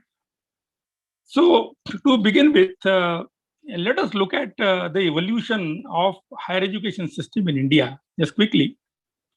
That when India got independence in 1947, there were only about 30 universities in the country. But of course, the universities were really excellent, like Calcutta University, Madras University, Bombay University. and they were academically, they were considered really very strong universities in India. In last about 73 years, the universities have increased from 30 to about 1,000 at this point of time.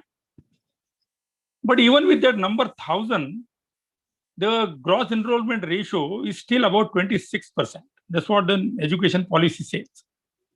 And they targeted to make it to about 50% in the years to come. By 2035. The gross enrollment ratio has to increase by to 50%. It will almost double in next 15 years. So if the university number today is about 1,000, and if the same capacity sort of continues, maybe you require almost 2 times more number of universities in India to really meet this gross enrollment ratio objective which the NEP 2020 has spelled out. Now, sometime back, there was a seminar by one of the institutions which was organized, and the topic of the seminar was, is the Indian education system global? And that's where I started thinking, why these questions are asked about Indian education systems are global.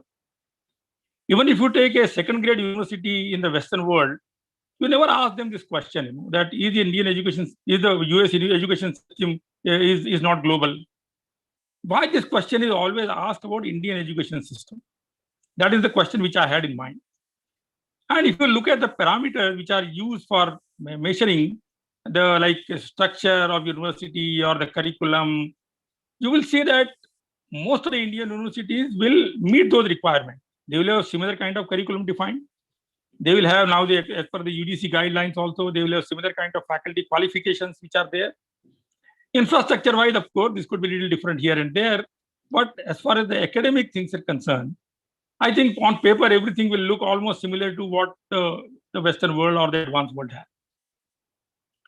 But then why this question always arises, that is our education system global?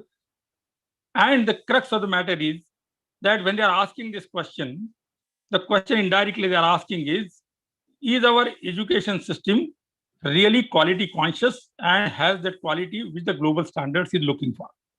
Though they don't say very clearly, but that's what the question I think everybody has on the back of their mind. Now, when I look at the quality, so before I get into IQAC, first let us talk about what exactly we are looking for when we are talking about the quality in the higher education system. So what is quality? If you go by the dictionary meaning of quality, it simply means meeting the defined specifications. So whatever specifications have been spelled out, if a unit or process or product meets those specifications, then you say, well, this product is a quality product. If you do something much better than that, what is specification? Then you say it is excellence. And every institution probably aspires to become excellent. To start with, they will be having a quality, but later on, they will try to become an excellent system. Now, when we talk about quality in education system, the quality broadly has to be at 2 levels. One, of course, it has to be at the academic level. And second one, it has to be at the governance level. And when you go to academic level, the academic level again will constitute different parts. There has to be excellence or the quality in the faculty. There has to be quality in the student. There has to be quality in the staff, the functioning of the university, and so on and so on. When we talk about governance, then the governance again will have different aspects of it. You will have leadership, in the university. You will also have the processes which are set in the university. And then you have the objectives which the university has defined for itself to excel. And these quantities, when we talk about objectives, these objectives, if you want to say that they are excellent or they are quality, then we require some kind of a measurable parameters defined for those objectives. Because unless you define what is specification, you will not be able to say whether the specification is really meeting or not. So when you talk about the quality, the parameters, you will see the higher cognitive skills, which the NEP 2020 has spelled out. So when you talk about higher education is not simply learning a material and reproducing in the examination and getting marks and getting a degree. NEP 2020 has very clearly said that development of the higher cognitive skills, That is one of the objectives of higher education. Second thing which the NEP 2020 has defined is the critical thinking, which has to be inculcated in the minds of the graduates.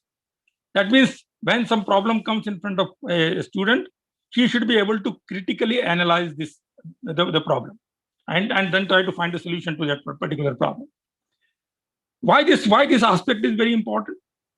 Because the problems, when they come from various aspects, and typically it will come from the society or from human needs, those problems are always in raw form. You require a better formulation of that problem, which can be technically solved, which can be analytically solved, which can be numerically solved, can be computationally solved. So you require a much better understanding to really look at the problem, analyze it, and then formulate it and then solve the problem. Third thing which is required for the higher education is that individuals have their passion. And any good education system should be able to let you dive into your passion much more deeper. And that's what the NEP 2020 also says, that it is allowing you to give a flexible curriculum. It is allowing you to really do multidisciplinary activities. In our system, many times it so happens that the student get into a particular stream not because he wanted to get into that. He gets into the stream because that's what he could get. Whatever criteria is defined, could be admission criteria, could be the merit list which is there in the competitive examination, whatever it is. But that's what he could get as per his performance. So somebody may be interested in law or maybe engineering, but he does not get the engineering, he gets something else. There is a possibility there. So NEP 2020 has given you that flexibility now, that you should be able to dive into your passion through this route of what is called the flexible curriculum, which institution should facilitate. Next thing with the NEP has said is the value system development. Many times you will see in the society, if you look at, technology is a mechanism which tries to solve the problems which are there, right? But the question is, who will pose the correct problem? And if the correct problem is not posed, the problem cannot be solved really correctly. Now, in that context, if you really look at the the National Academy of Engineering USA, they have defined 10 grand challenges like poverty, water, the sanitation problem, the air pollution problem, and various other things. Are these really kept in the focus when we define our curriculum? Invariably, probably we don't define that way. And there is a lot of inertia which is there into the system, and things are actually riding on the inertia without really looking for a radical change. So a value system which is required, which will take care of all these things so that you can pose the right problem, you can solve right societal problems. This has to be built in. That should be one of the objectives of higher education system. And secondly, you have to develop a right higher level intellect, and your employability also always becomes at the back of your mind, that if you do all these things, would you be able to get a proper job? So a quality education system, when we talk about, firstly, they should be able to define these objectives very, very clearly, right? And when the objectives are clearly defined and some measurement of how do you measure this? When somebody says you have developed a higher cognitive skills, have we got a mechanism to really test the higher cognitive skills? Right? I don't think we really have a very robust structures, because our examination still has been a fairly exam-centric system, which is more like a reproduction of the material which was taught in the course and so on and so on. So the objectives have to be firstly properly defined so that you can say that if these objectives are proper and if the objectives are met, you can claim that my education system is a quality education system. Right? Coming to the academics now, that when we talk about academic excellence or academic quality, the academic quality will come again in different phases. It will come, first of all, it will come in the curriculum. It will come in teaching learning process. It will come in the evaluation process. It will also come in what kind of research the university or the institution does, and how many innovators are created by the university. Again, when you look at the curriculum, you will see that this curriculum also requires a lot of input, which is coming from the employer or from the industry. Why industries are saying that the graduates are only 20% employable? If industries are saying graduates are only 20% employable, that means remaining 80% probably was not properly, which the market really wants it. Or if it is not that way, then academics should have a proper justification of saying that why the 80% the graduates are non-employable. So a curriculum design, and that's what NEP 2020 also says, that the curriculum should be consisting of something called a vocational program, which make the people employable. At the same time, it also talks about other subjects which develop your cognitive skill, the critical thinking, and so on and so on. Then it talks about what is called the teaching learning process.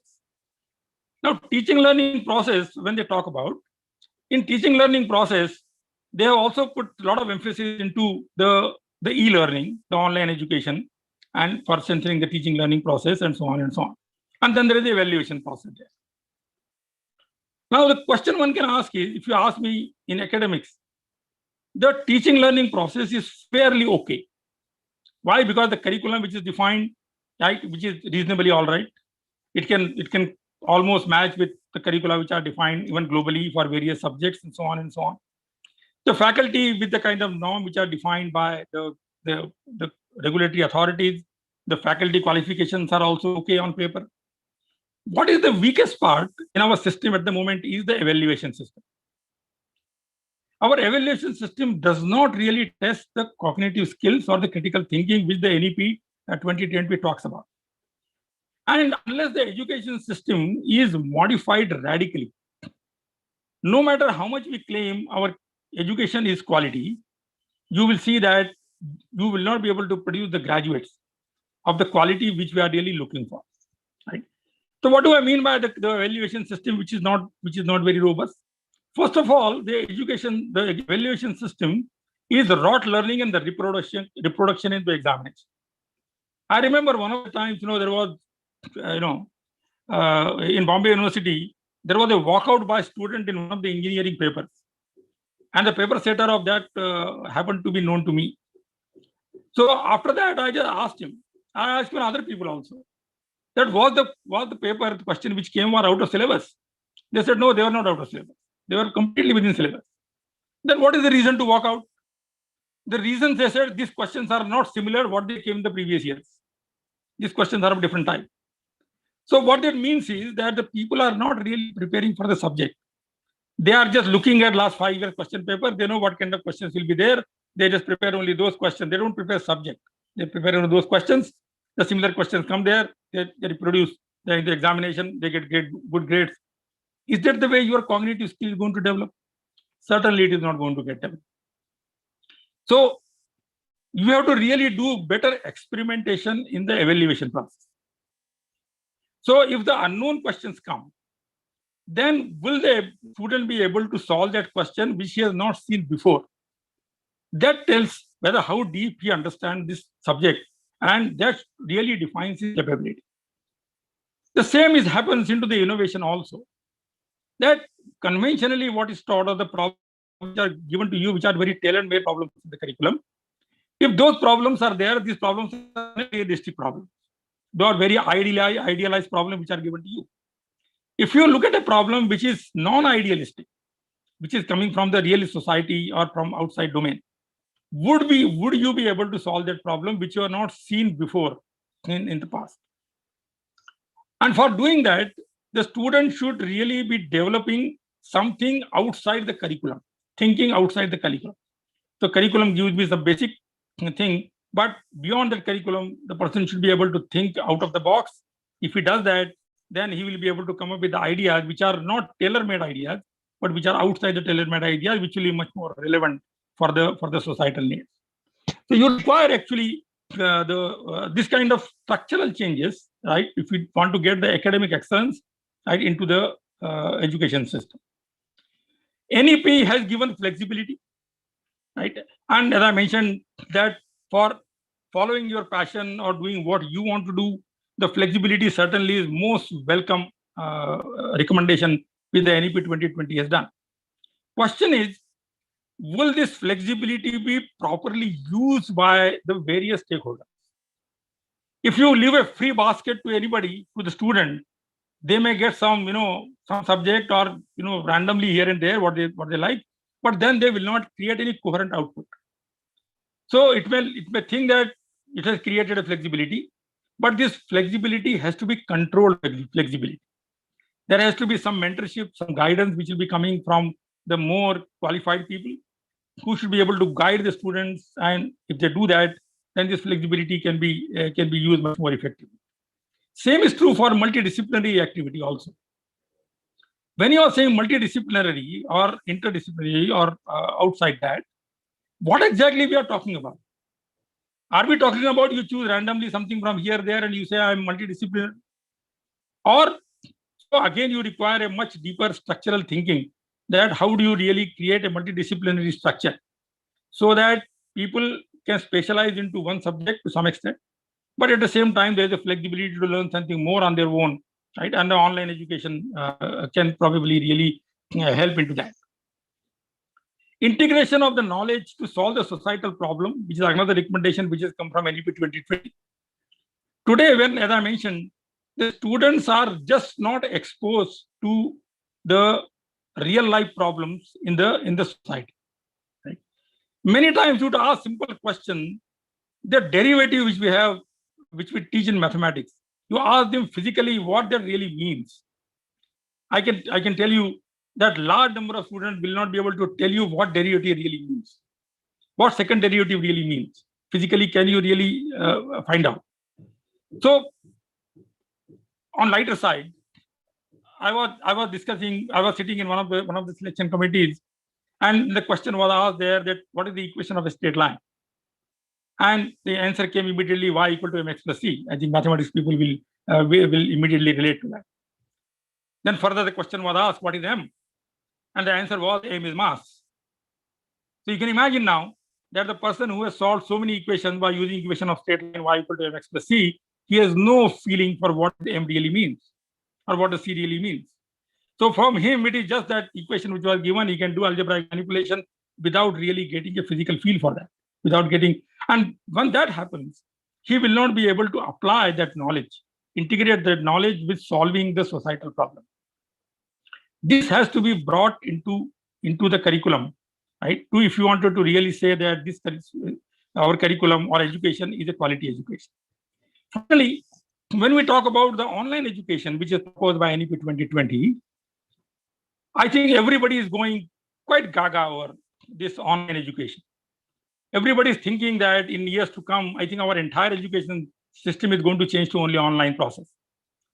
Last 9-8 months, whatever online we have done because of this COVID-19, I think it is time to pause and ask how effective this online education for last 8-9 months have been. The people who are deciding about this online education, they are not talking to the main stakeholders of this online education, the students. The students are just dumped on them. We told them that next course will be run online. Next semester will be run online. Are there any issues in learning online? I think that if you talk to the student, you will hear lots of stories. There are lots of issues which are related to even online education, the expansion which we talk about. Technical side, we have issues. The affordability is the issue. The financial model is the issue. The understanding, the attention is an issue. So there are many issues. And of course, the evaluation is a bigger issue. Because when we do online education, right, evaluation, still we do not have got the robust model which is compatible with online education. Our testing model is still the conventional testing model. 3-year question paper given to you, you answer this question paper. On online, how do you keep check of cheating? There is no great mechanism evolved. Every software company claims that they have got a solution, but I don't think there is a solution there.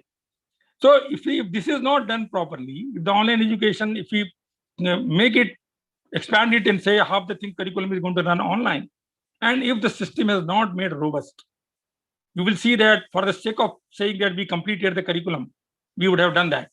But has it really served the purpose? I think you have to really think about. And this is something which will define the quality of education, because after doing the course or a particular subject, if you will not be able to understand or relate to even the simple things related to the subject, I think that will immediately reflect on the quality of education. So having said that, now the NEP 2020 is talking about these things when they are talking about the education. Question is, when the structure is given to you, the institutions are there now, who is going to keep track of this? And that's where this quality, internal quality assurance comes into picture. So what the quality assurance thing, this is mandated by UGC. It is mandated by the NAC that after accreditation, the internal quality assurance committee keep on collecting data, keep on reporting every year to the NAC that whatever recommendations or whatever processes are there, they have been properly followed, right? So that the institutions and the universities are functioning at the right track. This is the primary mandate of the internal quality assurance cell. So basically, at the moment, what is happening is that because this is mandated by NAC and UGC, every institution has made an IQAC cell, right? It exists. You ask them what the IQAC cell does, how much power the IQAC cell has. IQAC cell at this point of time is primarily data collection entity. It only collects the data from various entities, puts it to right format, right, and communicates to NAC. Are they empowered? The committee which is formed, of course, is headed by the head of the institution. Could be principal, could be vice chancellor, could be director. And then, of course, there are members which are internal members. Some external members are also there, the internal quality assurance cell. So when we have this body which is there, right, is this body really functioning the way it should function, or the way it is defined by the NAC committee? So, for example, one of the objectives of this IQAC is they should design the curriculum. They look at the curriculum and see whether this curriculum is a quality curriculum. They should also talk about the monitor the teaching learning process. Are the outcomes really met by the teaching learning process, which are supposed to be met by the accreditation mandate? It should also organize seminars. It should also create awareness among the different bodies of the institution. I don't think IQAC really does these things in that detail. That's my observation. If I'm wrong, I'll be very happy that the things are doing better than that. But unless these things are done and the proper guidance is given to the various stakeholders inside the university and monitored properly, the IQAC's purpose will not be served to the extent it has to be served. So IQAC should be really empowered. That's what is required. So I give an example here. I was visiting one of the UK universities, and there we had a discussion with the vice chancellor, and then he said, you should also talk to our head of the quality program. And we went and talked to him. And during the discussion, we asked him, what is your reporting structure? Who do you report to? He said he doesn't report to anybody. The quality assurance said he is an independent cell, and they are empowered to reprimand anybody in the university, including the vice chancellor. They can call any professor if he doesn't perform well in the particular semester. The quality assurance cell directly reprimand the instructor or the head of the department and say this was not delivered properly. Right? There's a complaint from the student which is coming there. Quality assurance cell actually has to work at that level. And unless you create that kind of robust structure in the university, quality assurance cell is mandated to really actively participate into the activities of the university. The parameter which are defined by NEP, they will remain on paper. You will not be able to see their implementation and the effective implementation in the quality of the institutional program. So I think it is responsibility not only of the regulators, but this is the willingness of the university authorities and the management to say that, well, I want to create my institution, which is a quality institution, not on paper. If somebody enters your main gate, right from main gate, you should smell the quality, right? The people, the way people talk to you, the people they interact with you, the how the people are guided inside, how the curriculum is, right? How the displays are done, how the faculty interacts, what the student feedback is. I think this information has to be taken seriously by all the stakeholders of the institution, and especially the people, right, who have the authority to guide the policies of a particular institution. So if we wanted to really see NEP 2020 being successful, the kind of flexibility and ease which it facilitates, it also puts lots of responsibility on the management of the institutions and the heads of the institution. And unless those things are taken in that spirit and implemented at every level, the NEP 2020 will not be that effective as we are really looking for. So my suggestion is that all the institutions should really strengthen IQACs, empower them, and don't hesitate to even give them power to reprimand anybody in the institution with the good intention that they can always guide the people to really see that the university becomes a quality education and leads towards excellence. So I'll stop here. If you have any questions, we can talk about. Thank you very much. Thank you so much, sir. So you started with gross enrollment ratio, and then quality about academic and governance part, and then last is flexibility, multidisciplinary. You touched upon innovation, curriculum basically from employer, from industries, and examinations reforms as well, because examination. So I would summarize this into what you wanted to say is capacity building. The three words which I find to be most suitable as a gist of your talk is learn, unlearn, and relearn, what we talked about. So before learning new things, we have to unlearn with the old concepts and the practices which we were going with and which were really become obsolete in today's context. And then probably we have to relearn in today's context. And then this very important point which you touched upon is quality is at every point. So it is, it could be right from the entrance to your campus, it could be in admission, placement, research, collaborations, every activity which every stakeholder does in the campus or outside the campus. So that reflects. So that was wonderful. We are always being motivated by your talk, and it was same here to have and listen from you on quality aspect IQAC related to the NEP. Thank you so much, sir. And from the institution side, from Galgotias, a small memento to you. Thank you for being here in spite of you being traveling and then settlement, but then you spent the time as you have promised. We are honored with your presence. Thank you, sir. Thank you so much. Thank you very much. Thank you. Thank you. Thank you. Coming to the next speaker, Dr. Abdul, please. Thank you, Dr. Raghunath. चंद पंक्तियां समर्पित कर रहा हूं। जहां हर sir झुक जाए उसे मंदिर कहते हैं, जहां नदी समा जाए उसे समंदर कहते हैं। जीवन की कर्म भूमि में युद्ध बहुत हैं, लेकिन जो हर जंग जीत जाए उसे सिकंदर कहते हैं। बहुत बहुत धन्यवाद डॉक्टर रघुनाथ सर। कार्यक्रम के इसी कड़ी को आगे बढ़ाते हुए मैं मंच पर अगले वक्ता जो पूर्व निदेशक स्वयं डॉक्टर मनप्रीत सिंह मन्ना जी से निवेदन करता हूं कि वे वर्चुअल मंच पर आए और अपने उच्च विचार से हम सबको अनुग्रहित करें। Doctor Manpreet Singh Manna sir.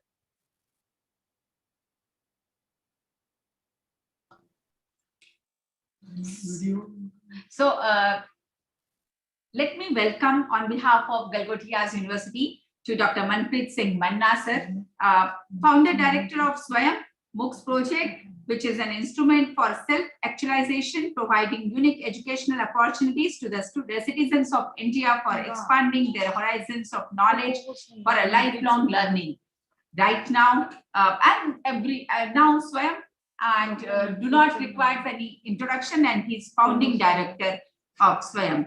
Dr. Manna received commendation award from Shri Pranab Mukherjee, the Honorable President of India, on 9 July 2017 during the launch of Swayam platform. Sir has also received Editor Choice Education Excellency Award 2019 for making Indian education affordable and reachable from Chairman NBA during Dialogue India Academia Awards at Taj, Dubai. And he is recipient of many awards. Sir, thank you so much. We are blessed with your presence, and this is second webinar, I guess, from your side for the university, and we are honored with your presence. Over to you, sir. Thank you very much for inviting me in such a gala event. मैं कल शाम से जब से सामने बैठा हुआ हूँ 4 बजे से माननीय मंत्री जी को सुना, और आपने देश के इतने दिग्गज, हमारी देश को जो आगे लेके जाने वाले हैं एजुकेशन सिस्टम में, चाहे मैं अनिल सहस्त्रबुद्धे जी की बात करूं, मैं डीपी सिंह जी की बात करूं, नासा जी की बात करूं, अग्रवाल जी की बात करूं, सबको तो आपने बुला लिया। पहली बार मेरा ख्याल हमारे भारतवर्ष में इस तरह का वर्चुअल मंच हुआ है जहां पर माननीय मंत्री जी से लेके आपने एक शिक्षक तक को टच किया है, एक ग्रासरूट शिक्षक को भी आपने टच किया है। मैं आपको बहुत बहुत आभार प्रकट करता हूं और इसके लिए बहुत बहुत मैं आपको अभिनंदन करता हूं। Doctor Preeti, you are really amazing amazing. सच में कल आपके लिए जो उन्होंने शब्द रखे थे ना कि ये हमारी कैसी व्यक्ता है और इनका व्यक्तित्व है, वो सत्य कहा उन्होंने। कई बार होता है ना कि इंस्टीट्यूशन के लोगों को कहना होता है, तो उन्होंने कुछ गलत नहीं कहा, उन्होंने जो कहा वो सत्य कहा। आपकी जो देन इंस्टीट्यूशन को है, इस गलगोटिया यूनिवर्सिटी को है, गलगोटिया यूनिवर्सिटी के कल दोनों टॉप लीडर्स, एक यंग युवा, एक एजुकेशनल एंटरप्रेन्योर को कल सुना मैंने, और उन्होंने अपनी बात कितने अच्छे से रखी कि हम क्या करने जा रहे हैं, हमारा गोल 1 ये है, गोल 2 ये है, गोल 3। मुझे लग रहा था कि ये कार्य तो हमारे डीन या डायरेक्टर या बीसी करते होते हैं और इनको इतने कण-कण की नॉलेज है पूरी।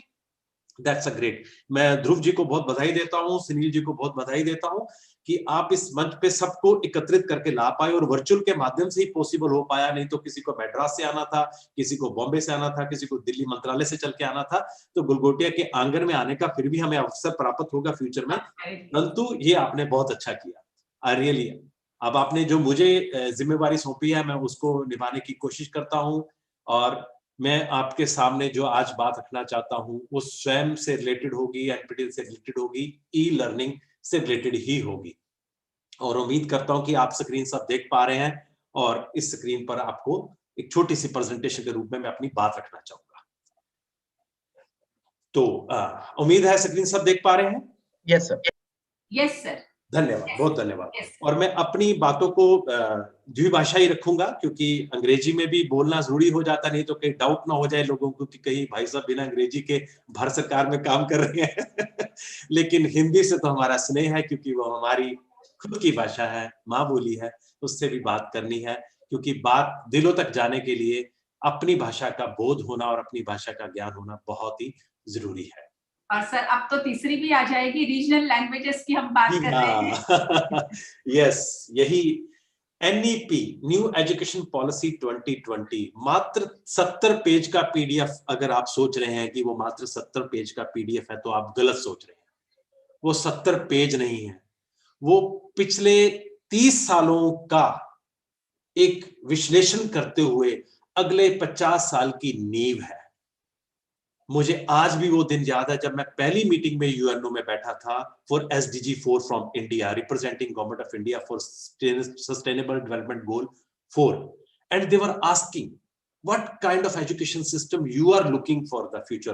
Then at that time I could get some ingredients of this my draft, because it was going on from last 4 years, you know, it started the journey. मुझे अभी भी शकीला सामशू मैडम याद आती हैं, मंत्रालय में बैठी होती थी और इतनी इनपुट्स आती थी सभी vice chancellors, deans, professors, teachers, students की, और उनको सम्मोहित करके रखा जाता था मंच पर। तो प्रकाश जावड़ेकर जी हमारे मंत्री होते थे, उनका बहुत बड़ा इसमें योगदान रहा, और उसके बाद जब रमेश पोखरियाल जी ने इसकी कमान संभाली, इतनी अच्छी खूबसूरती से इसको इतने समय पर लाकर पूरे देश को समर्पित किया इस नई शिक्षा नीति को।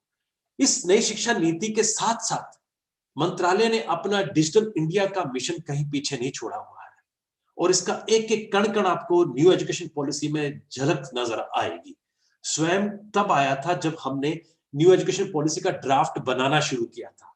2016 में स्वयं आ गया था, स्वयं प्रभा आ गया था। क्यों? अगर देश के हमारे जितने भी लर्नर्स हैं, स्टूडेंट्स हैं, अगर हम उनको विकल्प ही नहीं दे पाएंगे तो दूसरे देश की, दूसरी दुनिया की, दूसरे वर्ल्ड की कल्पना कैसे करेंगे? विकल्प होगा तो कल्पना होगी, अगर विकल्प ही नहीं होगा तो कल्पना कहां से पैदा होगी? बच्चे को पढ़ने के लिए हमें सामग्री देनी होती है, पाठ्यचर्या देना होता है, पाठ्यक्रम देना होता है।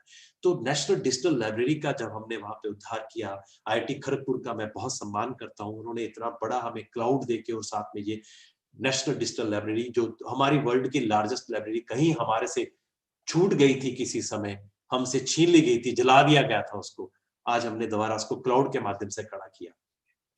नेशनल एकेडमिक डिपॉजिटरी की जितनी भी मैं यहाँ पर प्रशंसा करूंगा उतनी कम होगी, क्योंकि मैंने वो दर्द देखा है बच्चों का। जब वो कहीं भी देश विदेश में जाते हैं, उनको ट्रांसक्रिप्ट्स लेनी पड़ती हैं, और इतनी डिग्री फर्जीवाड़ा, क्योंकि देश बहुत बड़ा है हमारा, देश बहुत बड़ा है, बहुत प्रांत है, बहुत नागरिक है, तो कहीं ना कोई फर्जी डिग्री बना देता है, बच्चे उनके आवेश में आ जाते हैं और वो फर्जी डिग्री लेके कहीं ना कहीं नौकरी कर रहे होते हैं। 10 साल बाद पता चलता है कि आपकी डिग्री फर्जी पाई गई है, और उनको फिर वहां से निकालना पड़ता है। बिहार में हुआ, यूपी में हुआ, कर्नाटका में हुआ। अब ये NLD के माध्यम से फर्जी डिग्री नहीं बन पाएगी, क्योंकि डिग्री आपको पोर्टल पे मिल रही है, डीमैट होकर मिल रही है, बार कोड के साथ मिल रही है। अब फर्जीवाड़ा नहीं होगा, और आपको ट्रांसक्रिप्ट्स के लिए कहीं भी लाइनों में नहीं लगना पड़ेगा। शोध गंगा धन्य है जिसने ये नाम भी दिया, और सच में ये गंगा बह रही है। जब हमने अपने जमाने में PhD की थी, हालांकि ज्यादा पुराने जमाने से नहीं है, लेकिन तब भी जब हम PhD करते थे, हमें डर होता था कि कोई कुछ री इन्वेंटिंग ऑफ व्हील ना हो जाए। मेरा किया हुआ कार्य कहीं पहले किसी ने संपन्न किया होगा तो कल मुझे लगेगा कि मैंने अच्छा कार्य नहीं किया। आज इस शोध गंगा के माध्यम से हमारे देश की हर एक PhD डिग्री के थीसिस को हम वहां पे अपलोड कर पा रहे हैं, हम देख पा रहे हैं, हमें झलक मिल पा रही है। हर संस्थान को पता चलता है कि मैं कितने PhDs को कंट्रीब्यूट कर पाया, देश के कितने फिलॉसफी ऑफ डॉक्टरेट को मैं कंट्रीब्यूट कर पा रहा हूँ, जिनसे आगे इनकी शोध होगी, इनोवेशन होगी। इसके बीच में से हमारे स्टार्टअप्स भी निकल के आएंगे। इसी तरह से हमारा शोध सिंधु है, जिसमें हमारे जर्नल्स आ रहे हैं, पीरियोडिकल्स आ रहे हैं, सारे जितने भी हम रिसर्च पेपर्स पे काम करते हैं, जर्नल्स पे काम करते हैं, हम एक जगह पे संग्रहित होकर मिल जाता है। हम आराम से वहां से इसका अध्ययन कर सकते हैं और इसका लाभ हम उठा सकते हैं। AICT नीट कार्यक्रम, कल अनिल सहस्त्रबुद्धे जी ने कुछ AICT के, क्योंकि AICT के अगर पूरे कार्यक्रम को बताते कल चेयरमैन साहब, तो मुझे लगता दिन भी कम पड़ जाता सच में, क्योंकि इतने ज्यादा नए नए कार्यक्रम वहां पर बच्चों के लिए, student centric, faculty centric programmes we have started because it is AICT. So AICT, NEAT, that is a national, it's a edge cutting technology our students are looking. तो कहाँ से लेंगे वो कोर्स? कोई कह रहा है कि पाइथन 1200 रुपए की, कोई कह रहा है कि पाइथन 12,000 की हो रही है। करना तो पाइथन का कोर्स ही है ना, स्वयं से भी कर सकते हैं, और हैंड्स होल्ड करना है तो हमें इंडस्ट्री भी चाहिए एज कटिंग। तो एज कटिंग इंडस्ट्री के साथ MOU साइन किया, नॉमिनल उनको कॉस्ट पे लेके आए, हर चौथी सीट में एक सीट फ्री रखी है हमने EWS बच्चों के लिए। तो ये है विद्वान। न्यू एजुकेशन पॉलिसी को ध्यान से पढ़ेंगे तो दो बड़ी लाइनें वहां पे पढ़ने को मिलेंगी। सबसे बड़ी लाइन जो हाईलाइट होनी चाहिए, अब हमारे देश के निजी संस्थान और जो हमारे सरकारी संस्थान है वो एक समान हो चुके हैं, समानता। So government institutions and private institutions are at par. और कैसे होंगे ये at par? Just only the one thing? No, they are in all respects. The Vidwan is the one of the option, infinitely platform. Any teacher from this country, India, who's associated with the UGC or AICT, they can create their resume, they can create their biodata, क्योंकि वो विद्वान की श्रेणी में आ जाएंगे जैसे ही उनका वहां पर एक ID जनरेट हो जाएगा, और वहीं से अपना वो बायोडाटा प्रिंट आउट निकाल कर कहीं भी भेज सकते हैं। और आपको बायोडाटा भी निकालने की जरूरत नहीं, आप सिर्फ विद्वान का ID दे दीजिए हमें, जैसे लिंक्डइन का ID देते हैं ना, कि लिंक्डइन का प्रोफाइल देख लीजिए, आप विद्वान का ID दे दीजिए, वहां पर आपका सारा, आपने कहाँ पेपर पब्लिश किया, कोई किताब लिखी, कोई पेटेंट किया, आपकी क्वालिफिकेशन कहाँ से है, सारी गवर्नमेंट प्रमाणित वो वहां पर हमें मिलेगी। विद्वान इतना बड़ा पोर्टल है, और जैसे उसमें से आपके अंक 10 में से 10 प्राप्त होते हैं, आप एलिजिबल हो जाते हो एक्सपर्ट बनने के लिए। आपको कॉल आ सकती है UGC से, AICT से, कहीं भी। चलिए, जिसके लिए मुझे आज यहाँ पर निमंत्रण भेजा है, मैं उसी पर रहूंगा, उसी मात्र बात करना चाहूंगा। New education policy, some unique salient points, just go through and you will agree 101% with me. These salient features and points cannot be possible until unless we'll go to the e-learning and MOOCs platforms. सबसे पहला बिंदु, gross enrolment ratio in higher education to be raised to 50%। जब स्वयं की यात्रा शुरू की थी ना, उस टाइम पर 24% GER थी। आज हम 27 को छू रहे हैं। सिर्फ मात्र 3 सालों में अगर हमने ये 3% प्राप्त किया है, और मैं तो यहाँ इस मंच से इतना गर्ववान महसूस होकर ये बात करूंगा कि ये जो महामारी का दौर आया था सभी देशों के बीच में, जिसमें भारतवर्ष भी उसकी पकड़ में आया, ये स्वयं जो 2016 में बनाया गया था ना, उसने इतना बड़ा हमें एक हमारे बच्चों को, हमारे देश के शिक्षकों को विकल्प दिया कि बच्चे घर बैठ के शिक्षा प्राप्त कर सके। 1 साल से बच्चे घर बैठे हुए हैं। 21 मार्च, अब 12 मार्च आने को हो गई है, बच्चे कहीं नहीं जा पा रहे थे। और एकमात्र मूक्स प्लेटफॉर्म है इस वर्ल्ड में जो चॉइस बेस्ड क्रेडिट सिस्टम के साथ लिंक्ड किया गया है। जी हाँ, 20% क्रेडिट सीधे ट्रांसफर होके आपके रेगुलर डिग्री स्ट्रक्चर में आते हैं, आपके सर्टिफिकेशन में आते हैं, आपके डिप्लोमा में आते हैं।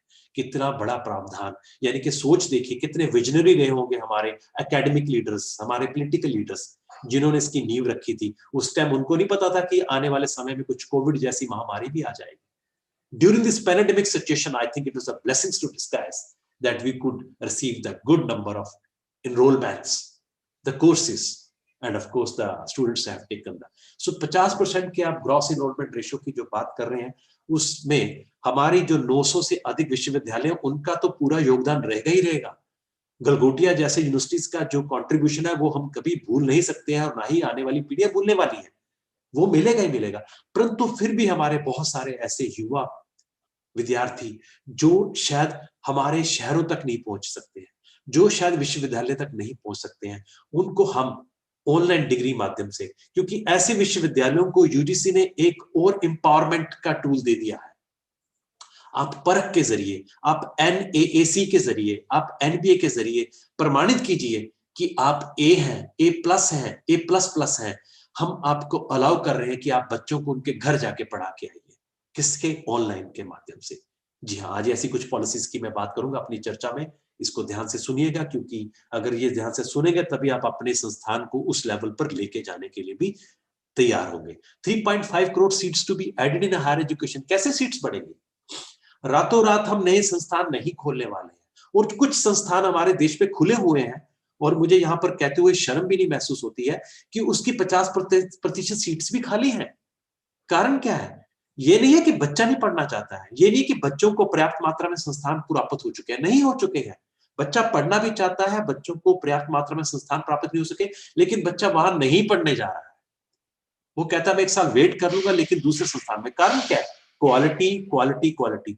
अभी प्रोफेसर शेवगांवकर जी ने कितनी अच्छी बात की, मैं कल से सुनता आ रहा हूं सबको, सब इतनी अच्छी बातें कर रहे हैं। सबसे बड़ी बात उन्होंने की कि IQAC एक मात्र स्टैटिस्टिकल डिपार्टमेंट बन गया है, आंकड़ा विभाग बना के रख दिया उसको। आंकड़े लाओ कितने पेपर पब्लिश किए, आंकड़े लाओ कितनी किताबें लिखी, आंकड़े लाओ कितनी रिसर्च सीट बनी दिया। ये काम नहीं है, उसको एश्योर करनी है क्वालिटी। उसके डायरेक्टर को, उसके मेंबर्स को, एक्सटर्नल मेंबर्स को एकेडमिक ऑडिट के बाद ATR बनानी ही पड़ेगी, एक्शन टेकन रिपोर्ट। अगर ऑडिट रिपोर्ट में अगर ये पाया गया कि यहाँ पर चूक हुई है, यहाँ पर हम अच्छा पाठ्यक्रम नहीं दे पा रहे हैं, there is a gap analysis between the curriculum as per not ready for the industry 4.0, even a 5.0 beta, then we have to be happy. So that's what the e-learning portal is very much going to be a feasible, and it's going to be a complement to the education system of my country. Higher education curriculum have to have flexibility. अब आप देखिए, बड़ी सरल सी मैं आपको उदाहरण देता हूँ। कोविड के दौरान सबको घर से पढ़ाना पड़ा। आपने भी पढ़ाया होगा, मैं भी पढ़ा रहा था, चाहे जूम से पढ़ाया, चाहे गूगल मीट से पढ़ाया। करिकुलम कौन सा पढ़ा रहे थे? जो करिकुलम हमें क्लासरूम में पढ़ाने के लिए दिया गया था। रातों रात करिकुलम नहीं ना चेंज कर सकते। करिकुलम चेंज नहीं करना है, वो करिकुलम कंटेंट है। करिकुलम तो टीचर रोज सुबह डिजाइन करता है अपनी क्लास में जाने से पहले। They have to reinvent, they have to redesign, they have to restructure the curriculum as per the MOOCs platform. अब आपके कहीं उस सिलेबस में कहीं लिखा है कि आपको इतनी वीडियोस देनी है, आपको इतनी प्रेजेंटेशंस देनी है? वो तो नहीं लिखा हुआ। आपको इतना जरूर लिखा होगा इतनी क्विज लेने हैं, इतनी असाइनमेंट्स लेनी है, इतने पेपर लेने हैं। ये आपको डिजाइन करना होगा। देश के हर एक शिक्षक को डिजिटल शिक्षक बनना होगा, डिजिटल माइंडसेट के साथ आना होगा। अब सबसे बड़ी बात, ये नेशनल एजुकेशन पॉलिसी का चौथा बिंदु, ध्यान से सुनिए इसको, एकेडमिक बैंक ऑफ क्रेडिट्स। जी हाँ, ABC। हमने ABC शुरू कर दिया। ABC is to establish the facilitate transfer of credits। होता क्या था, मैं आपको दर्द बताता हूं, सुनते जाइए। 10वीं कक्षा तक एक बच्चा 12 साल से अपनी क्लास में पढ़ता है, तो उसके सब जो उसके सहपाठी होते हैं, the classmates, they become so good friends, and whenever the one of the friend is become an initiator and he says I'm going to take a commerce, because my father is a bank manager or my uncle is a bank manager, I'm inclined towards to commerce. The rest of the team, you know, अरे जहां रमेश जाएगा राम भी वही जाएगा, श्याम भी, पापा हम commerce लेंगे। क्यों? क्योंकि रमेश ले रहा है तो पापा हम तो इकट्ठे ही पढ़ने वाले हैं। ठीक है बेटा ले लो, क्योंकि बच्चे को तो अभी इस समय पर नहीं महसूस था कि उसकी प्रतिभा किस की ओर जाने वाली है, उसका इंक्लिनेशन किधर होने वाला है। अब वो चला गया, उसने एक साल जब कॉमर्स पढ़ी, उसको महसूस हुआ कि मैं गलत जगह पे आ गया हूं, it is not my cup of T, I think I am in the wrong place, I can do better in fine arts, I can do better in engineering. When he has to go back, he has to sit along with the junior batch, because the previous education policy does not give any kind of privilege and leverage to be get the multiple entries and multiple exits. And when he is going to exit, these credits are going to be wasted away. The 1 year is wasted away. This is not going to be happen from tomorrow because of this ABC, Academic Bank of Credits. This is what I just wanted to. So it is established digitally storing academic credits. आप जहां जहां जब जब कमा रहे हैं, जितना भी आपका विद्या धन कमा रहे हैं, उस विद्या धन को एक जगह पर संग्रह किया जा रहा है। आपकी एफडी बन रही है, आपका अकाउंट चल रहा है, आप जहां कहीं जाएंगे वो आपका धन आपके साथ जाने वाला है। वहां पर आपको वो धन दोबारा कमाने की जरूरत नहीं पड़ेगी, क्योंकि आपको टोटल 160 क्रेडिट दिखा के अपनी ग्रेजुएशन डिग्री लेनी है। ये मैटर नहीं करता कि आपने फर्स्ट ईयर में ये पढ़ा था। हाँ, 70% का कॉम्पिटेंसी जरूर देखेंगे कि आपको फाइनल डिग्री का स्पेशलाइजेशन देते समय, but the 70% of credits you earned in which particular area, that is a major subject and it is possible. लेकिन 30% क्रेडिट्स के लिए लड़ाई नहीं होगी। वो 30% क्रेडिट्स आप कहां से लेके आए, यही ऑब्जेक्टिव है एबीसी। सेंटर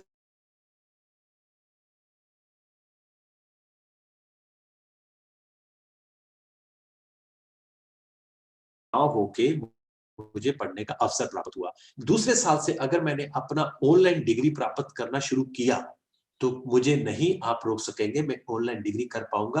कहां से? जो हमारे कैटेगरी 1 यूनिवर्सिटीज कहलाएंगी हमारे इंडिया में, जिनको हमने ओडीएल दे रखा है, जिनको हमने एबीसी दे रखा है। सो एबीसी का अभी ड्राफ्ट आया हुआ है, this is a draft and very soon it is going to be get published by UGC to permit the students to choose a pace for their studies along with the associated logistics and cost to allow the to student tailor। मैं आपको छोटी सी उदाहरण देता हूँ।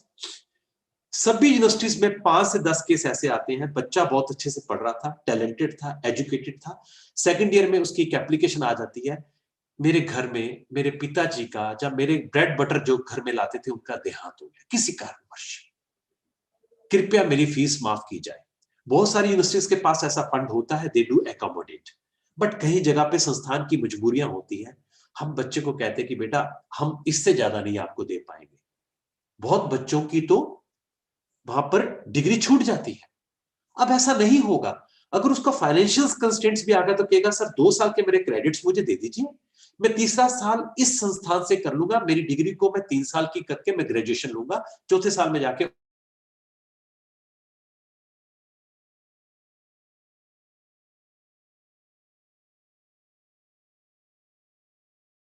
छोड़ के गए third year में, क्रेडिट्स तो यही रह गए। वो तो डीएमसी भी लेने नहीं आए, क्यों? उनको पता था मेरे किसी काम की नहीं है क्रेडिट्स। लेकिन अब उनको पता कि मेरा एक एक दिन जो मैंने संस्थान में गुजारा होगा वो मुझे मिलने वाला है।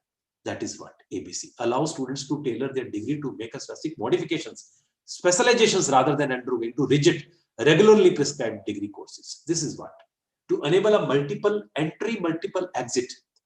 पहला साल इलेक्ट्रिकल में ज्वाइन किया, लेकिन पता चला मेरी तो प्रोग्रामिंग बड़ी उम्दा हो रही है, मैं तो कोडिंग कर पा रहा हूं, तो मैं क्या कंप्यूटर साइंस में ट्रांसफर कर सकता हूं? फर्स्ट ईयर के बाद तो ऑप्शन रहती थी, मेरे टाइम पर भी थी, लेकिन आजकल तो कहते हैं बंद कर दी गई ऑप्शन। जिसमें आपने ब्रांच में लिया भैया उसी में आपको कंटिन्यू करना पड़ेगा।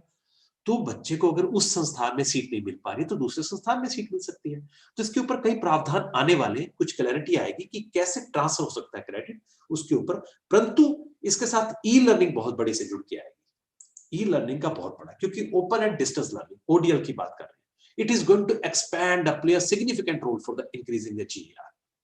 स्वयं study webs of active learning for young aspiring mind, जब ये प्लेटफॉर्म बनाया गया था तब का विजन पढ़ लीजिए उठा के। तब विजन में हमने लिखा था कि 10,000 लगभग कोर्सेज इस पे आएंगे, 3 करोड़ लगभग इसमें विद्यार्थी आएंगे। अब हम 3 करोड़ तो नहीं कहने वाले, शायद हम 30 करोड़ कहेंगे।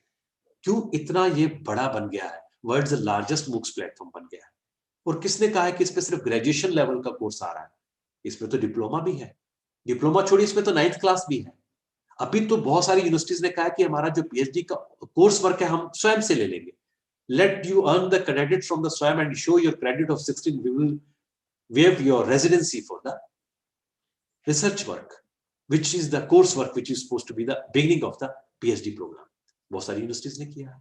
तो ये सारे माध्यम जो आ रहे हैं न्यू एजुकेशन पॉलिसी के साथ लिंक होकर आ रहे हैं। ऑनलाइन एजुकेशन को डिजिटल मोड में लेके आने के लिए एक रेडीनेस चाहिए।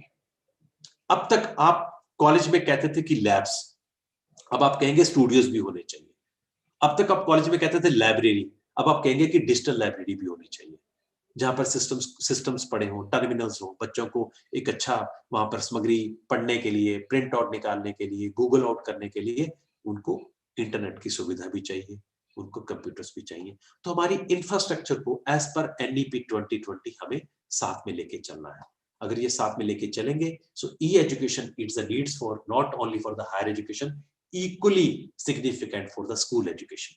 आज स्कूल का विद्यार्थी, अभी तक मेरे देश के स्कूल के बच्चे अभी स्कूल जाना नहीं शुरू कर पाए हैं, लेकिन घर से उनकी पढ़ाई में कोई नुकसान नहीं हुआ। हमारा देश गर्व से कह सकता है कि हमें एकेडमिक 0 ईयर डिक्लेयर नहीं करना पड़ा। Neither CBSE, neither our AICT nor UGC declared a 0 academic year. जी हाँ, हालांकि 12 महीने बच्चे घर में हैं, लेकिन बच्चों के एग्जाम्स भी हुए, क्रेडिट ट्रांसफर भी हुए हैं, सर्टिफिकेशन भी हुआ है, जॉब्स भी लगी हैं, प्लेसमेंट्स भी हुई हैं through this Zoom meetings, Zoom interviews, because we have this. इतना हमारा आत्मनिर्भर भारत शिक्षा के रूप में हो चुका है और आगे और भी होगा इस डिजिटल माध्यम से, ये हम कह सकते हैं। परंतु इसमें हमारे शिक्षक को ट्रांसफॉर्म करना पड़ेगा, चॉक डस्टर्स के साथ साथ डिजिटल टीचिंग मोड भी लाना पड़ेगा। क्यों? आज हमारा पूरा वर्ल्ड इंटरनेट के माध्यम से कनेक्टेड हो चुका है, चाहे वो किसी रूप में कनेक्टेड हो चुका है, लेकिन इन सब एप्स में आपको एजुकेशनल ऐप नहीं नजर आ रही है। एजुकेशनल एप्स आनी होगी, एजुकेशनल डिग्रीज आनी होगी जो कि ऑनलाइन माध्यम से देंगे। सेल्फ रिलायंस ड्रिवन लीडरशिप, हमें क्या चाहिए आज? आज हमें डिजिटल एकेडमिक लीडर्स चाहिए। क्यों चाहिए? क्योंकि अब मूक्स का दौर चल गया है और blended learning is the only future for the higher education teaching and learning as per new education policy 2020, blended mode of teaching and learning। आपको कक्षा में भी, पाठशाला में भी बच्चे को पाठ्यक्रम देना है, परंतु उसको और भी विकल्प देने हैं कि वो अपनी बुद्धि के अनुसार, अपने समय के अनुसार और भी कहीं से इसकी शोध कर सके, इसको और अच्छे ढंग से सीख सके, ताकि वो ग्लोबल कॉम्पिटिटिवनेस में आकर उसके बीच में पहुंच सके।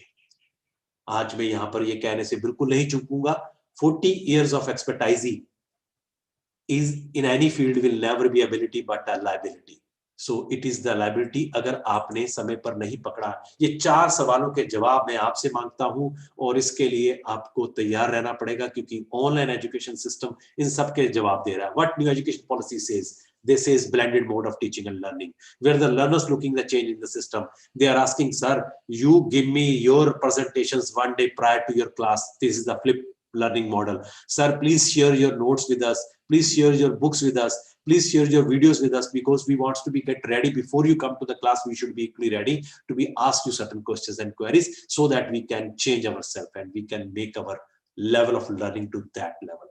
So why global market is not accepting our graduate as it is? Because अब बुकिश डिग्रीज देना बंद करनी पड़ेगी, हमें हैंड्स ऑन पे आना पड़ेगा, प्रैक्टिकलिटी पे आना पड़ेगा। संस्थान में बच्चे को मैक्सिमम टाइम लैब्स में लेके जाना चाहिए, लेबोरेटरीज में लेके जाना चाहिए, लाइब्रेरी में लेके जाना चाहिए। क्लास तो अब वो ऑनलाइन भी ले सकता है, आपके रिकॉर्डेड वीडियोस कभी भी सुन सकेगा, आपको भी सुनेगा, आपके डिस्कशन फोरम पे भी आएगा, लेकिन उसको हैंड्स ऑन देने पड़ेंगे, क्योंकि ग्लोबल मार्केट कह रही है कि आपके बच्चों के पास वह स्किल्स नहीं है जिसके लिए हम उनकी इंतजार कर रहे हैं। The teachers has to become for the teaching pedagogy, that is ICT based teaching pedagogy। इन सब के solutions हमें ढूंढने पड़ेंगे।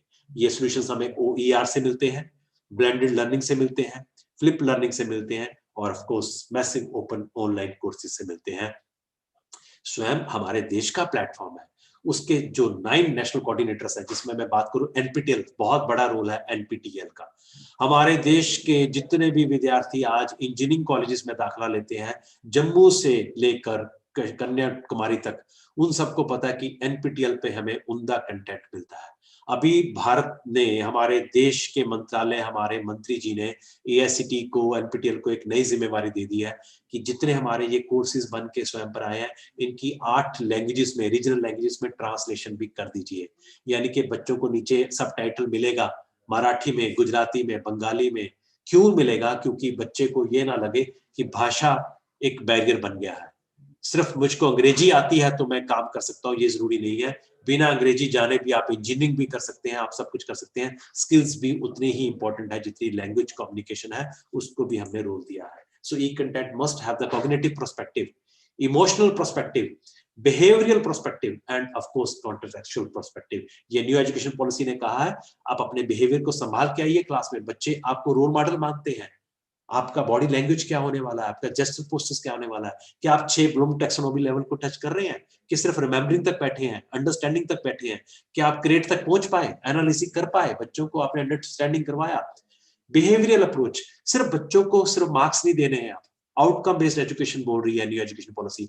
आप अगर बच्चों को सिर्फ डिग्री दे देंगे, कल वो टेक्नो टेररिस्ट बन सकता है, कल उसका कोई ब्रेन वॉश कर सकता है। आज भी मेरे देश में जो क्राइम हो रहे हैं, पता चल रहा है किसने MBA कर रखी है, किसने B.Tech कर रखी है, देखिए, और किस तरह के क्राइम कर रहे हैं वो। यानी कि वो क्या काम कर रहे हैं, संविधान के उलट काम कर रहे हैं। क्यों? शिक्षा तो हमारे में से किसी ने उनको दी होगी। During their graduation can't we taught them the constitution of India, can't we give the values of the national values, हमारी national values, family values, human values, वो कहाँ रहेगी? वो हमें देनी पड़ेगी। तो ई कंटेंट में बहुत ध्यान रखना पड़ेगा इस चीज का। Content, delivery mode, assessment, certification, ये सारी चीजों का ध्यान रखना पड़ेगा। समय बिल्कुल कम है, मुझे तुरंत आपको 2 बातें और करनी है। प्लानिंग किए बिना आप बुक्स नहीं बना सकते हैं, प्लानिंग किए बिना लेक्चर नहीं ले सकते। तो बुक्स तो बहुत बड़ी बात है, क्योंकि पूरा पाठ्यक्रम बनाना है एक सेमेस्टर का, आपको क्रिएट भी करना है, ऑफर भी करना है। Then now you have to become a celebrity because you are the story writer and you are the storyteller. ये शिक्षक को खुद ही स्टोरी राइट करनी पड़ेगी, खुद ही स्टोरी टेलिंग भी करनी पड़ेगी। तो यानी कि आप ही अभिनय करने वाले हो, आप ही स्क्रिप्ट राइटर हो, तो उसके लिए आपको इवैल्यूएशन भी आप ही को करनी होगी।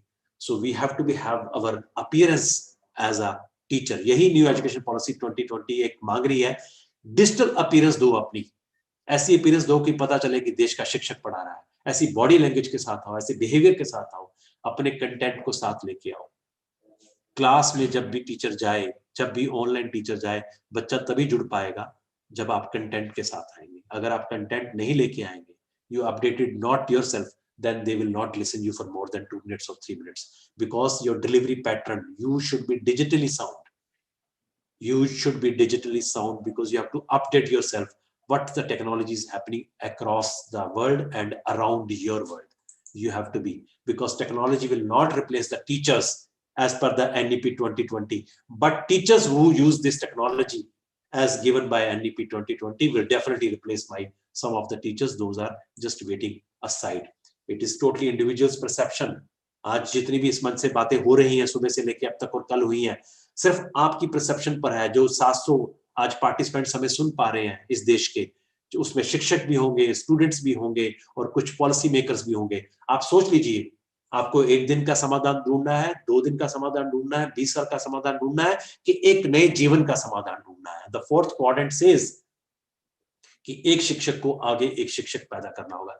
जब तक शिक्षक ये ना रख के जाए दिमाग में कि मेरी 60 बच्चों की क्लास में से मुझे 10 टीचर भी पैदा करने हैं, तब तक उसकी शिक्षा अधूरी है। उसमें से 10 टीचर भी पैदा कीजिए। सबको IAS ऑफिसर नहीं बनना है, सबको मंत्रालय में नहीं जाना है, सबको एंटरप्रेन्योर नहीं बनना है, शिक्षक भी बनाना पड़ेगा। We have to create a teachers because we have the shortage of teachers in my country. You go anywhere in this world, because teachers should come by passion, teachers should come by mindset, teachers should not come by force to just look at the bread and butter. That is the difference. With this, I just conclude my today's talk related to this e-learning for this. Thank you very much. Open for the questions. Thank you so much, sir, for wonderful, talk as usual. This was second time when I could hear to you, and it was great. You touched upon, because there is a short of time, I would like to have multiple questions which we have received. So the first question is, as you mentioned about PhD student can complete the coursework through MOOCs, will the university would accept that? as on now, right now, the university wanted to have, PhD coursework to be done at their level. So will they accept? That is one. The second question, you can summarize this. So will the MOOCs courses be accepted by the professional councils and commissions like medical, nursing, law, and so on? Because they have not yet introduced the MOOCs part in their official curriculum. The way we have done for engineering, probably that 20% courses could be on MOOCs. And third question is, so probably the third question will not, the next speaker is there, but then these two questions, if you can reply in the third question, we can I'll quickly, reply, because right? I don't want to put on weight my very respected friend, Dr. Ahuja ji. He's the principal COP Pune. He's a good friend of mine. So the first question is a very relevant question and a very factual question. Many universities in my country, India, including the government universities, they have taken this note in their EC, Executive Council, or their Senate, and they approved it. The candidate who enrolled for the PhD after qualifying their entrance examination, and he's in service as a faculty somewhere, and he wants to pursue the PhD in a part-time mode, then he cannot have the 6 months residency. Then they can take the Swayam credits. I still remember there is one university in Bhubaneswar, that is a technical university in Bhubaneswar, Abdul Technical University Bhubaneswar. They already allowed their students to take the 16 credits, like a 4 courseworks they have to do for the PhD through Swayam. Means whatever the the guide, the supervisor wants to your expertise area. And one is a research methodology. It's a common to, I think, all the PhD scholars. So they can get the credits out of this from Swayam platform as and when it is going to be run over there, and they can show, sir, I have qualified successfully, because it's a government portal and examination is very much transparent, and it is through NTA, National Testing Agencies. So we can't say that he is going to do in the class there. So why do we calling him to be take a 6 months residency leave or a without pay leave end of the day? Many PhD scholars get discouraged because they can't take a leave, because shortage of faculty. Private universities can't afford to give a leave because already they are shortage of faculty. Now I'll come to the second question. The BCI, the PCI, the COA, the Council of Architecture. When I was the Swayam director, I used to write emails. I wrote 3 emails to BCI. Yes, now gradually they are coming up. They are saying that even LLB student is during the first year, he have taken up, one course is there on the Swayam through CEC or through UGC. If you take this course, is a one part of the open elective. Most of the course curriculums having the open electives. Open electives can be taken through even a Swayam, which they are honoring. End of the day, it's a university control examination and dean academics, how to give the credits to the students so they can. Yes, but still, I do agree with you and many of you. BCI should come forward, PCI should come forward, CAA should come forward, along with the teachers to put the content on a Swayam for the courses. Why the pharmacy courses are not coming from the PCI directly? Why still the courses are coming from UGC and CEC or some of the IGNO courses? They should come forward and they should become a national coordinator even a medical course. I agree. We started with the paramedicals for the nursing. So medical courses said our courses are very much in practical form.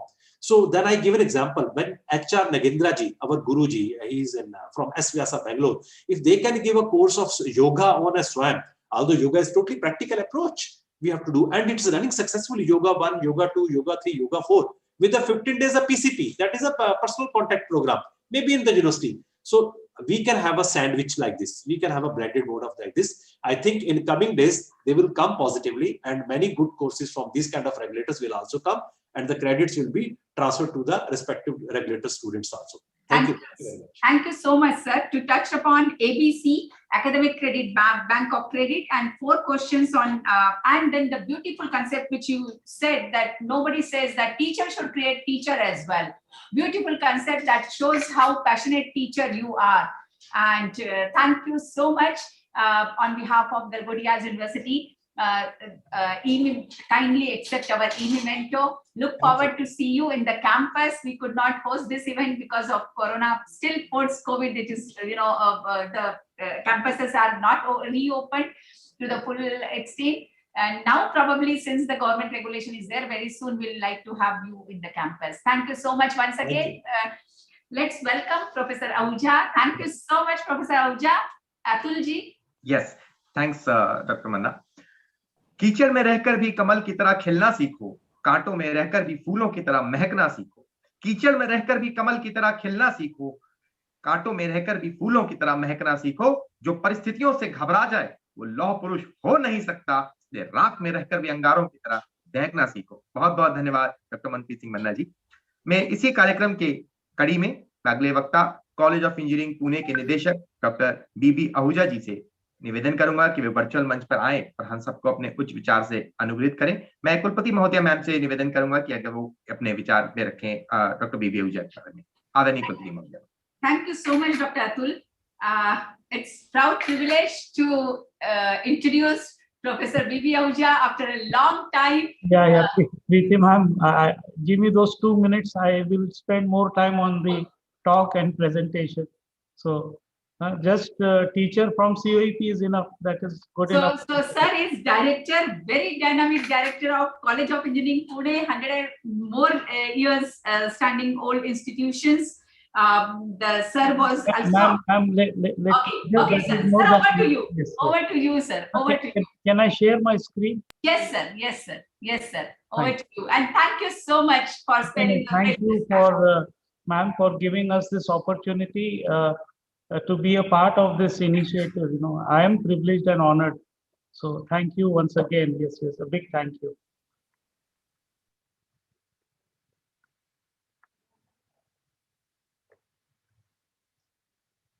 Sir, sharing. Just a minute. Yeah. Yes, sir. Yes. Is the screen visible? It's about to share. Is it visible? Not now, but then yes. Right now, no.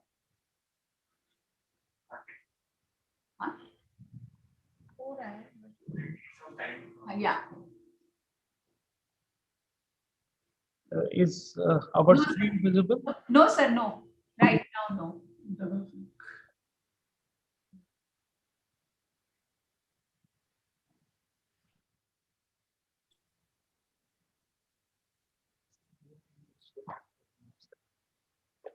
Yeah, now you are viewing screen, but it's not visible. It's showing, it's showing the viewing the. It's a blank screen, sir, right now. Probably. Yeah, but it is showing your. Yeah, you are viewing. So probably you have to pop up the presentation. Select the presentation window. If you can, if you can, you can send by me. If you can share the presentation and then share that window. It's saying your screen sharing is paused. Yeah. Okay. So you have to. No, just click on where it is written paused. I have clicked on resume share, but it is not happening. Just unshare and reshare. Yeah, I will do that. Is it visible? Not really, sir. Not just now. Stop share and reshare again, sir. Okay. Yeah, he has stopped. Now. Yes. Yeah, now again share it. Now you have to share, sir, because we could see that some window.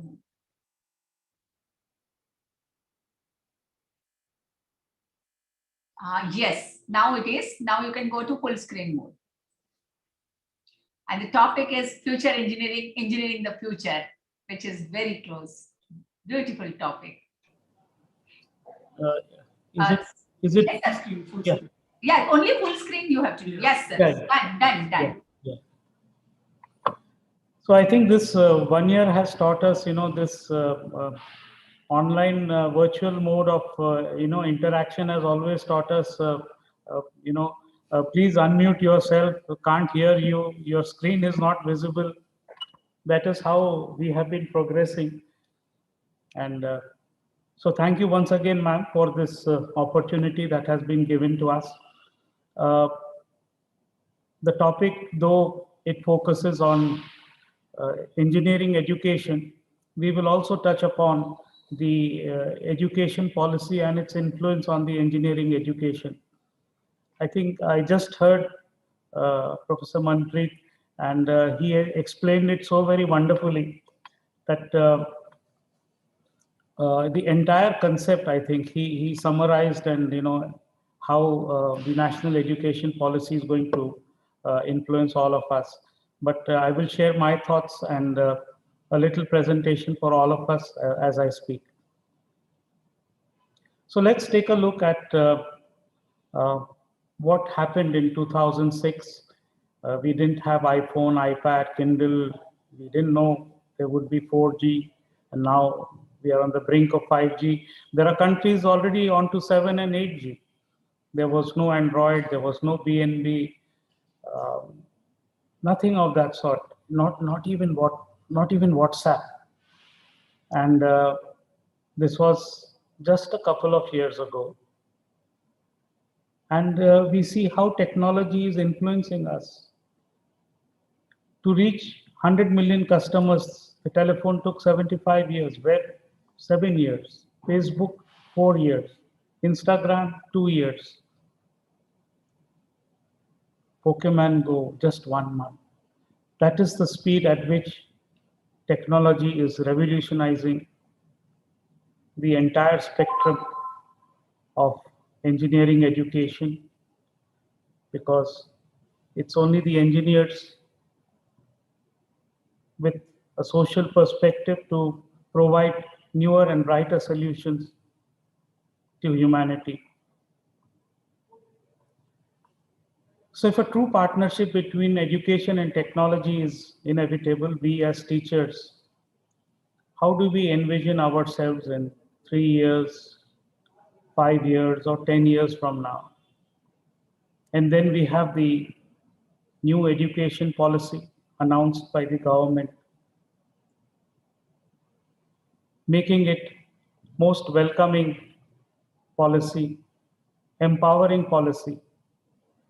But how will we look at ourselves in time to come? What would be our role? Anyway, one day we have to turn into dust, but will that be our future? It's a question for all of us. We talk of new subjects, new methodology, interdisciplinary. We just heard Professor Manpreet making a mention of hybrid or blended mode of learning, and so on. So the quest will always be moving onward, moving forward with technology. There are 3 types of education: the formal education, informal education, non-formal education. Due to paucity of time, I'm slightly pacing up with my presentation and the talk. The academic space speaks of higher educational, vocational education, technical training, apprenticeship training, which is all in the formal mode, which ends with degrees and diplomas. But there is also the informal mode of education, which talks of acquiring skills. The government has national skills quality framework in place, which will provide certification at different levels with multiple entry and multiple exits at different levels. Why only confine ourselves to informal education? The non-formal education, which is more of community-based education. There also, people will learn. So it is all about learning, learning every day, learning every hour, learning every minute. The challenges that we have in this century are of inclusive and sustainable development, that of global thinking, because we say that we want to produce global citizens, especially engineers who can multitask and be located anywhere in the globe. So the issue is that of building capacity, capability, and competitiveness, while ensuring that each individual is confident of presenting himself to the world. If you look at the education model today, there is overemphasis on analysis, little hands-on experience. We are disconnected from the real world problems. The labs do not interest the students anymore. It becomes more ritual, more bookish to have labs in place where students are asked to take readings. The inferences are not known to them. They just jot down the readings, they plot the graphs, but what is the true significance? Not all know about the experiments that they undertake. There is very little exposure to the current technologies. We still are a part of the affiliating system in the country, where large number of colleges are affiliated to the university, and university decides a broad-based curriculum which all the technical institutes under that university can adopt. But then there is a limit, and that is why the exposure is also limited. Now, of course, we see universities emphasizing on communication skills. So creating a direct pipeline from education to opportunity is becoming difficult day by day. Why? Because we see many students, every student who aspires to become an engineer wishes to go to an institute who can provide him or her with a job. So for each one, education should be an opportunity to earn a living for themselves. The careers are changing, and we as educators have to prepare our students for the future. Automation is removing humans, and as a result, new careers are being evolved. There is a growing disconnect in what skills we are providing and what is needed by the industry. The future of technology, we live in a man-made world. Devices, artifacts, materials, systems, they are all an outcome of engineering solutions. Ultimately, everything from raw material to manufactured products and services will thrive. But the way technology is growing, we want to mimic nature. We also want to go beyond nature with engineering solutions, which means that we have to train our students who will have knowledge in multiple domains. What will be the future like? Do we have to charge every 6 hours, every day, our smartphones? What kind of clothes will we wear, which will monitor our body parameters? What kind of ingestible, digestible devices we put into our human body to help us relieve of our illnesses? And the data is growing. And with this growing data, there is a concern about balancing convenience and privacy. Everybody wants data today. The data, they say, would be the new currency for exchange. What could be the life of an engineer in time to come in light of gig economy? There will be more small and large scale consulting firms, more entrepreneurship. The country is progressing in that direction. We have a startup policy in place. We have a Make in India, Digital India. All of that put in place so that we can face the future. The working engineer will have to multiply his or her skills and competencies and make use of information technology at every step.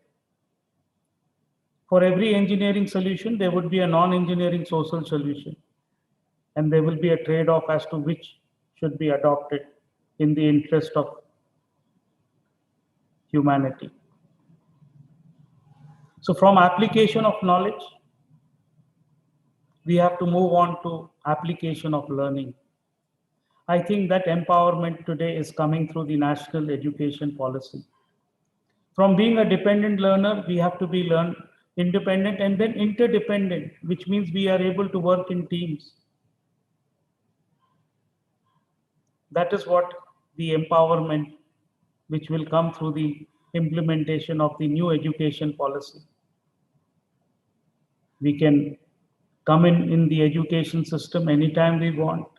We can exit at any time we want, get hands-on experience, and then come back again and be a part of the education system. So whether it is degrees or diplomas, it will all happen. Anywhere, anytime, education is encouraged through this national education policy. We have just heard, and the day-long deliberations have only focused on what kind of empowerment this policy gives us. But we, as educators, while making use of this policy, have to ensure that we provide the right foundation to our students, good fundamental courses to be given to our students. Much depends upon the curriculum that we deliver. We have to give adequate breadth. Depth also should be considered for those students who wish to specialize in given domains. The education policy facilitates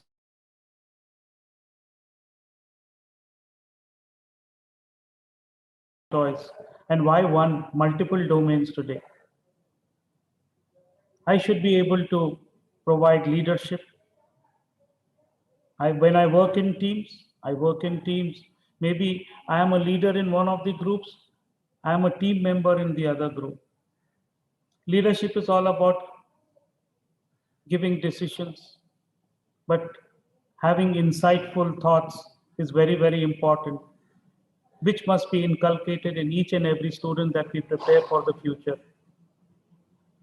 He should be able to design with creativity. He should be able to be curious all the time, have the ability to keep learning throughout his life with good communication skills. We talk of corporate social responsibility. We also have what is known as individual social responsibility. We as individuals are committed to give back to society, to respect, to revere all religions, and to be a part of the team and part of the diverse culture that our country presents to us. We have to be global in our thought process, and we should have within us the confidence to deal with challenges in life. We always talk of lifelong learning skills. Why? Because very soon, whatever we teach to our students will become obsolete. As we mentioned, the pace of technology is so fast that by the time our student graduates, whatever we have taught him, half of it would be obsolete already. So we have to make our students lifelong learners. They should be able to think intelligently. They should be creative. They should be innovative. They should be inventive in their approach. They should be able to provide multiple solutions to the same problem, looking at the same problem with different aspects. They should be able to deal with the head, with the hand, with the heart, which talks of cognitive, psychomotor, affective skills. They should also have interpersonal skills where they value and respect each other, respect each other's time, respect each other in all ways, and also build a career where they can simultaneously, when they make a living of their own, they are able to give back to society. Today, we are in a time when we say, I need information immediately. I need help immediately. I don't want to spend 4 years in learning. I want something at the click of a button. I want to understand. I'm so impatient today. So with whatever material that is available on the net today, the internet today is like a second guru to us, who can give us information at the click of a button. But we should be able to differentiate the information that is given to us, whether that is useful, whether that is accurate. For that, we have to undergo some kind of formal education. And the national education policy emphasizes that. You can start with learning at 1 year, you can leave, get a certificate. After 2 years, you can leave, get a diploma. After 3 years of higher education, you leave, you get a higher degree, or you can come back and also get a major or a honors degree. So there are multiple options today, but we need to look at both macro and micro learning at the same time. We are in a knowledge-based society today, which talks of skills, attitudes, behaviors, competencies, which talks of flexible, heterogeneous teams.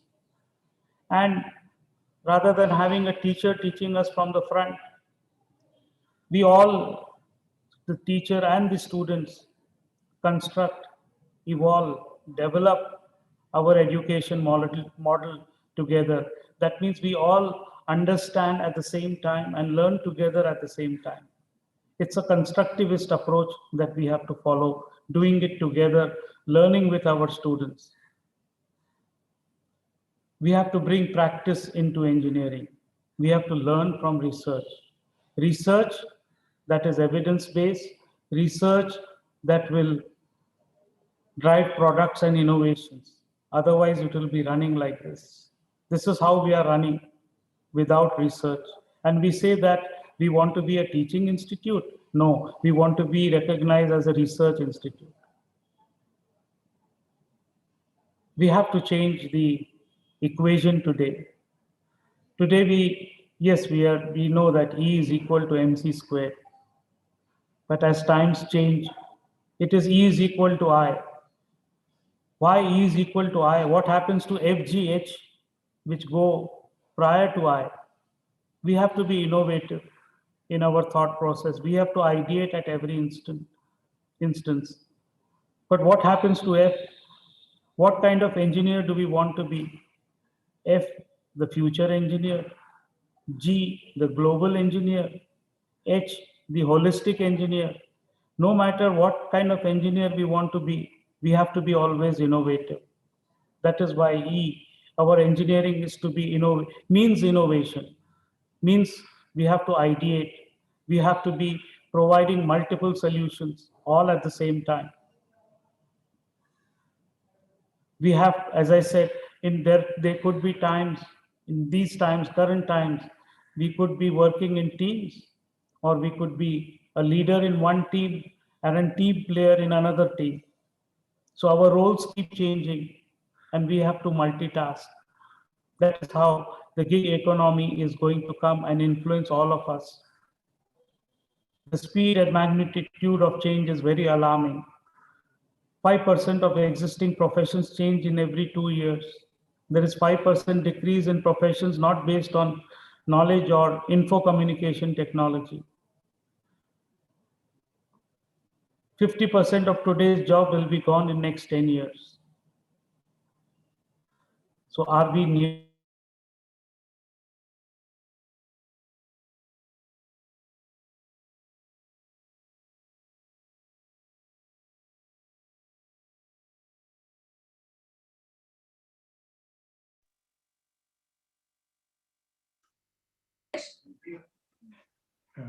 Dr. B.B. Ahuja, are you with us? So, Professor Ahuja.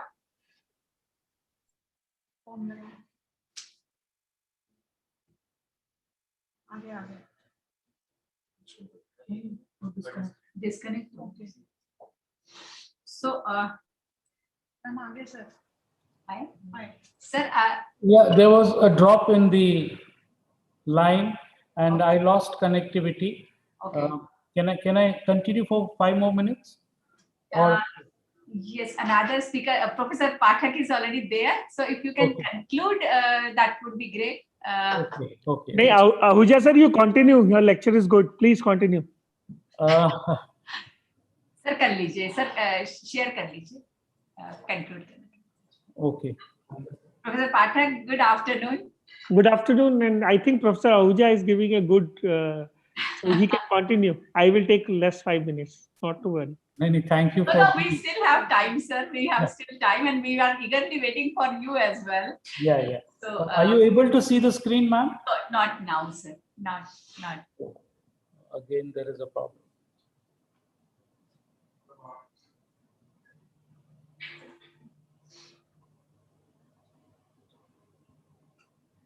Are you able to see? Yes, sir. Yes, sir. Okay, maybe I will rush through, because. So from digitization to digitalization, we are already in that era today, but the transformation is soon to happen or is happening with end-to-end connectivity provided between the machine and the human being today. And educational institutes are no exception to this digital transformation. Right? So this is some of the data that I picked up from the Deloitte report, which talks of 40% of companies would have implemented or made significant progress in adopting cognitive AI and robotics and so on and so forth. But the learned professional skills, they say, will become outdated within 5 years. There is 32% increase of relevant information linked to the internet every year. The number of internet connections double, or maybe more than that, 2.5 times every year.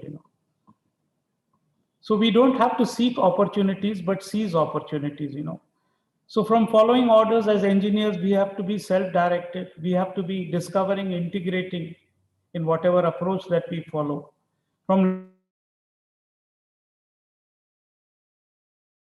knowledge of facts, terms, and contents, we should be able to understand processes and apply that theory. We have to be empowered and self-dependent. So most important thing today is we have to think and we have to innovate.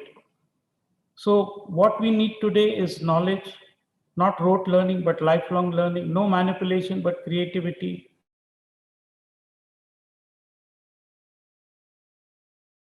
But we have to add value at every step. We have to take initiative. We have to be wise.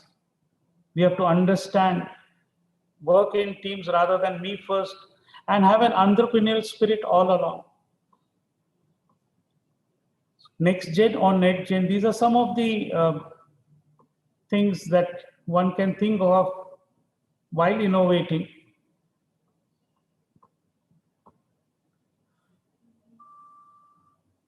So the value today is in validation.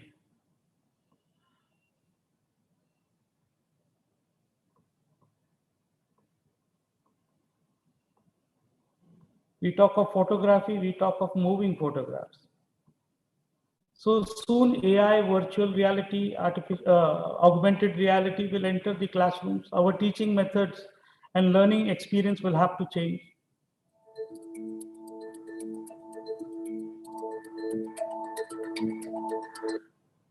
So we have to think from the student's perspective, also customize our teaching in such a way that every student's need is addressed. It's a challenge. It's a real challenge today. So teacher will no longer be a storehouse of information. What we expect of students today also applies to every teacher today. So teacher also has to be a learner today along with his or her students.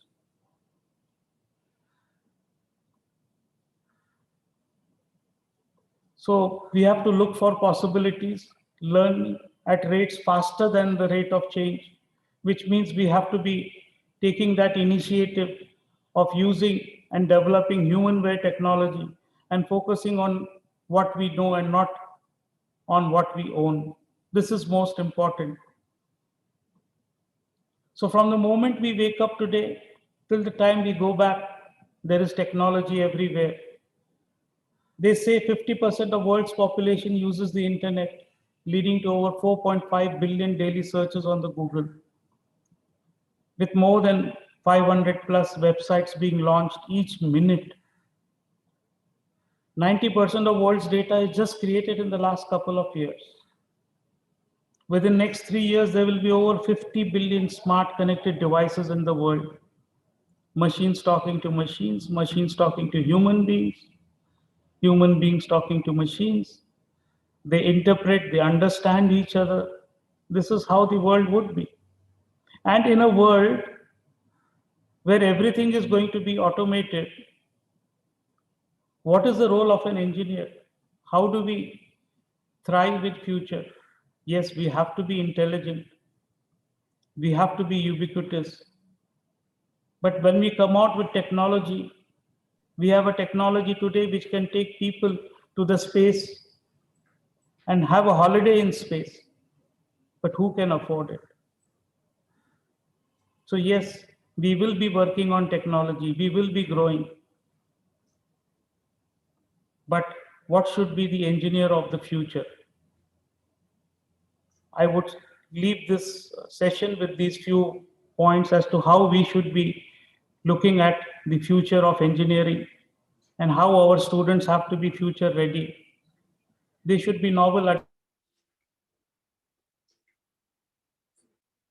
different kinds of thinking, have knowledge in 2 or more domains.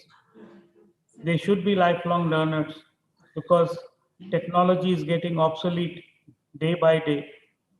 So how is it that one copes up? We have to provide them only with fundamental courses in maths and science, and leave them there, and then they go on in their lives, building on whatever has been taught to them.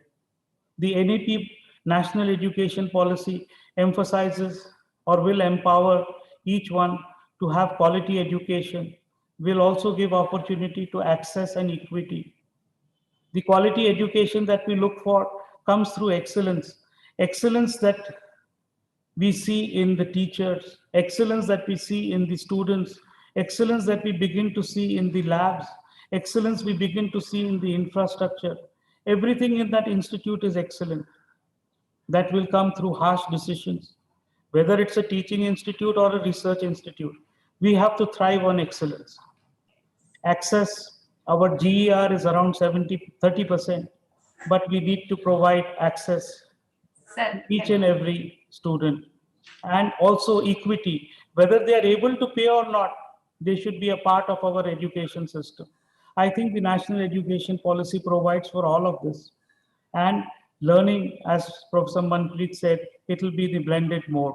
And the future engineer has to be entrepreneurial in his spirit, his intelligent quotient, emotional quotient, social quotient, spiritual quotient is going to play an important role in his or her life. And most importantly, we have to live in the present while envisioning the future. I'm sorry I had to rush through many slides. That's so can we stop, sir? This is my last slide. This is my last slide. Yes. But our market is changing, competition is changing, engineering is changing. So, thank you. Thank you, sir. And this is the last slide, is a gist of all your presentation. You talked about smart clothes, recharge, data, and which is going to be the new currency.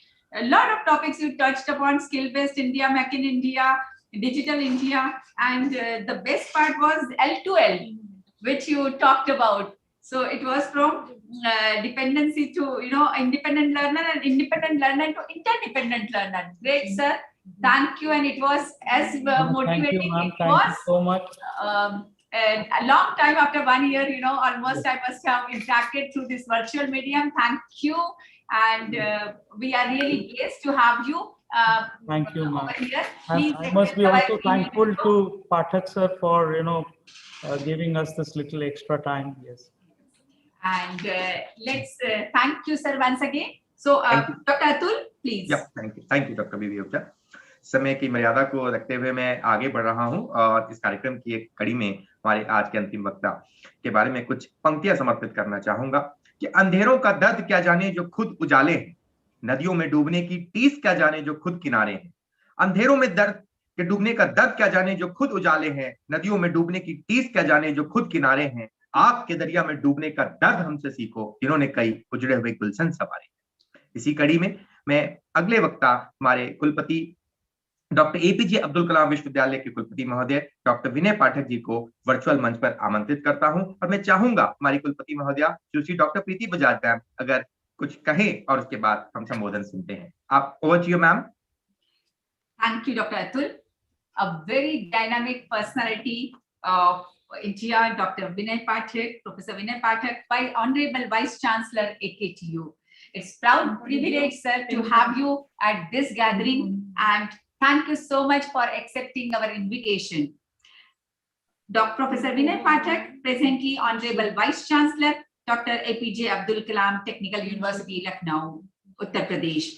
Previously, sir has also served Vice Chancellor Uttarakhand Open University, by Honorable Vice Chancellor Vardhaman Mahavir Open University, Kota, and Vice Chancellor Rajasthan Technical University, Rajasthan, Vice Chancellor of HBTU. So, numerous posts which you have handled, sir, with your vast experience and technical university. You are chairing right now Technical University, taught courses at all levels, professional, academic, administrative member of and number of committees, and member of NU-EPA Council, member of Establishment Committee of NCRT, member of Board of Management IGNU, Chairman Technical Committee of MP Bhoj Open University, member of Advisory Committee, Rajiv Gandhi Travel University, Udaipur Board member, and so many. More than 24 international journal publications, book chapters, papers in national, international conferences and seminars. We would like to listen from you, sir. I could get in only this thing from the various resources. Thank you so much. And that's the sir is going to create that roadmap for NEP 2020 for the state of Uttar Pradesh. Thank you, sir, once again, and welcome to Galgotias. Thank you, thank you, Honorable Vice Chancellor of the Galgotia University, Madam Preeti Bajaj, my other colleagues who have already presented. I think Professor Ahuja has already presented a nice thing in the engineering course. We are looking to the roadmap of national education policy. So if I want to look into that, this is a very, very important point, that transforming India, that is Bharat, sustainably into equitable and favorable knowledge society. Sir, and full screen. Full screen.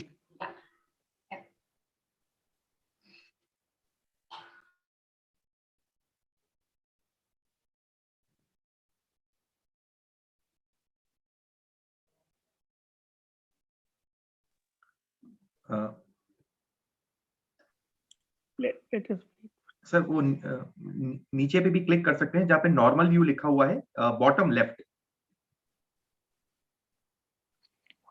Normal, हाँ bottom left में, हाँ सबसे आगे, हाँ ये वाला। हाँ, that's it. Thank you. Thank you.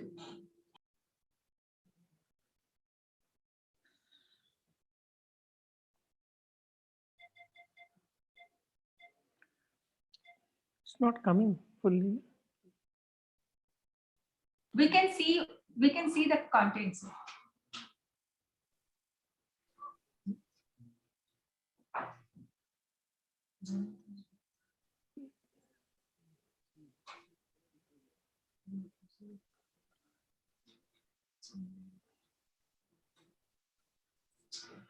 So what we have looked upon is the deep sense of respect towards the fundamental duties and the constitutional values, and a conscious awareness among all the peoples.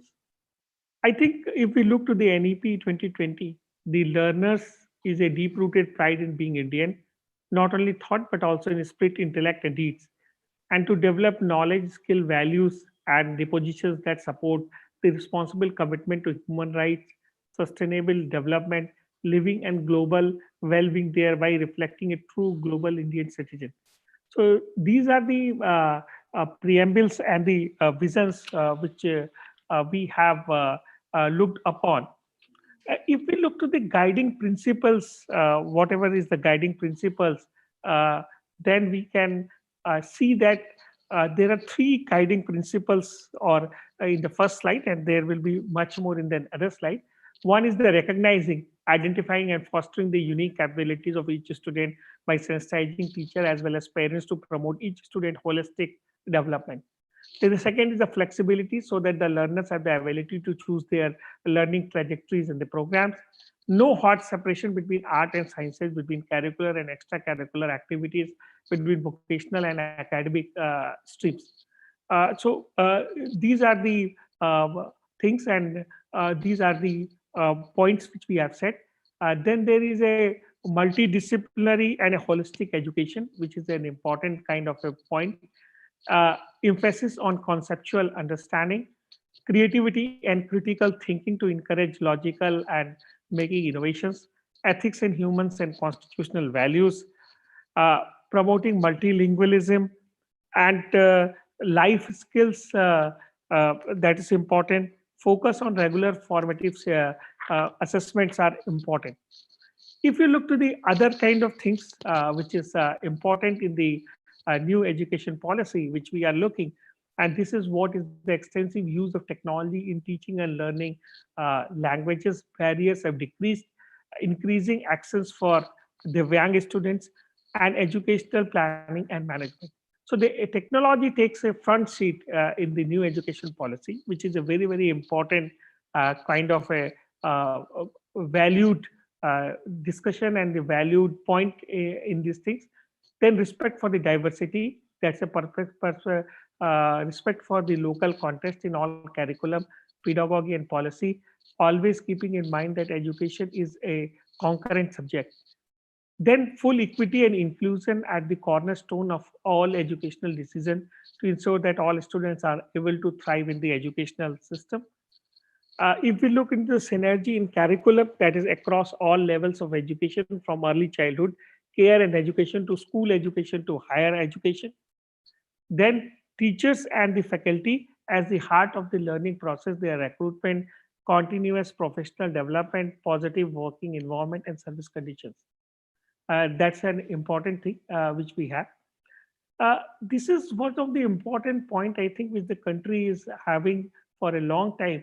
We need a light but tight regulatory framework to ensure the integrity, transparency and resource efficiency of the education system through audit and public disclosure, while encouraging invitation and out of the box ideas through autonomy, good governance and empowerment.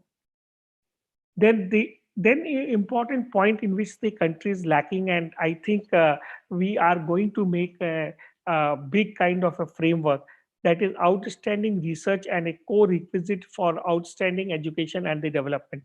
That's an important point. Then we have a continuous review of the progress based on the sustained research and regular assessment by educational experts. Then a rootedness and pride in India and its rich, diverse, ancient and modern culture and language systems and traditions.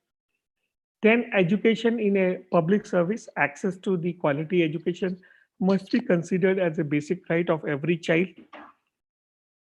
Then substantial investment in is a strong, vibrant public education system, as well as the encouragement and felicitation of true philanthropic, private and community participation. And then we have got a compulsory courses on human values, sustainable development and targeted holistic development. So this is one of the very, very important point, which is also an important point in the kind of the new education policy. If you look to the other points, which is no differentiation in curricular and the extracurricular activities. There is an important point which is important, which is an academic credit bank draft, an academic service mechanism, as well as digital and virtual online activities. ABC shall be established on the online of the National Academic Repository as a special purpose vehicle, and for seamless students' mobility between or within degree granting HEIs through credit recognition, accumulation, transfer, and redemption. Multi-institute, multidiscipline, multi-entry, and multi-exit, multi-mode, and multilingual flexible forcing options. This is an important point which we have. I think seeing to those all these points in the NEP 2020, Madam has told that what we are trying to do in the state of Uttar Pradesh. State of Uttar Pradesh have got 28 to 30 affiliating universities. There are technical universities. There are also the affiliating universities. So what we tried and what we did in last 4-5 months is that we have made multitasking groups into all these kind of points. What points are written? These points are multitasking in the nature, and all the committees are looking at what they can really do for this kind of the transformations. I think the new education policy has got certain points to be recognized and certain points on the kind of the work which we have to do. There are hard points to, and I always acknowledge that there are hard points to do and go get through. Like a person who has done his things in the kind of the art side, which we all say, or the humanities, social sciences and humanities have to study the engineering course. So we need people, we need bridge courses, we need other kind of things and other kind of points to bridge those gaps. Or a person working in engineering groups wants to read, wants to study music or wants to study social sciences, then he has to do a different kind of thing.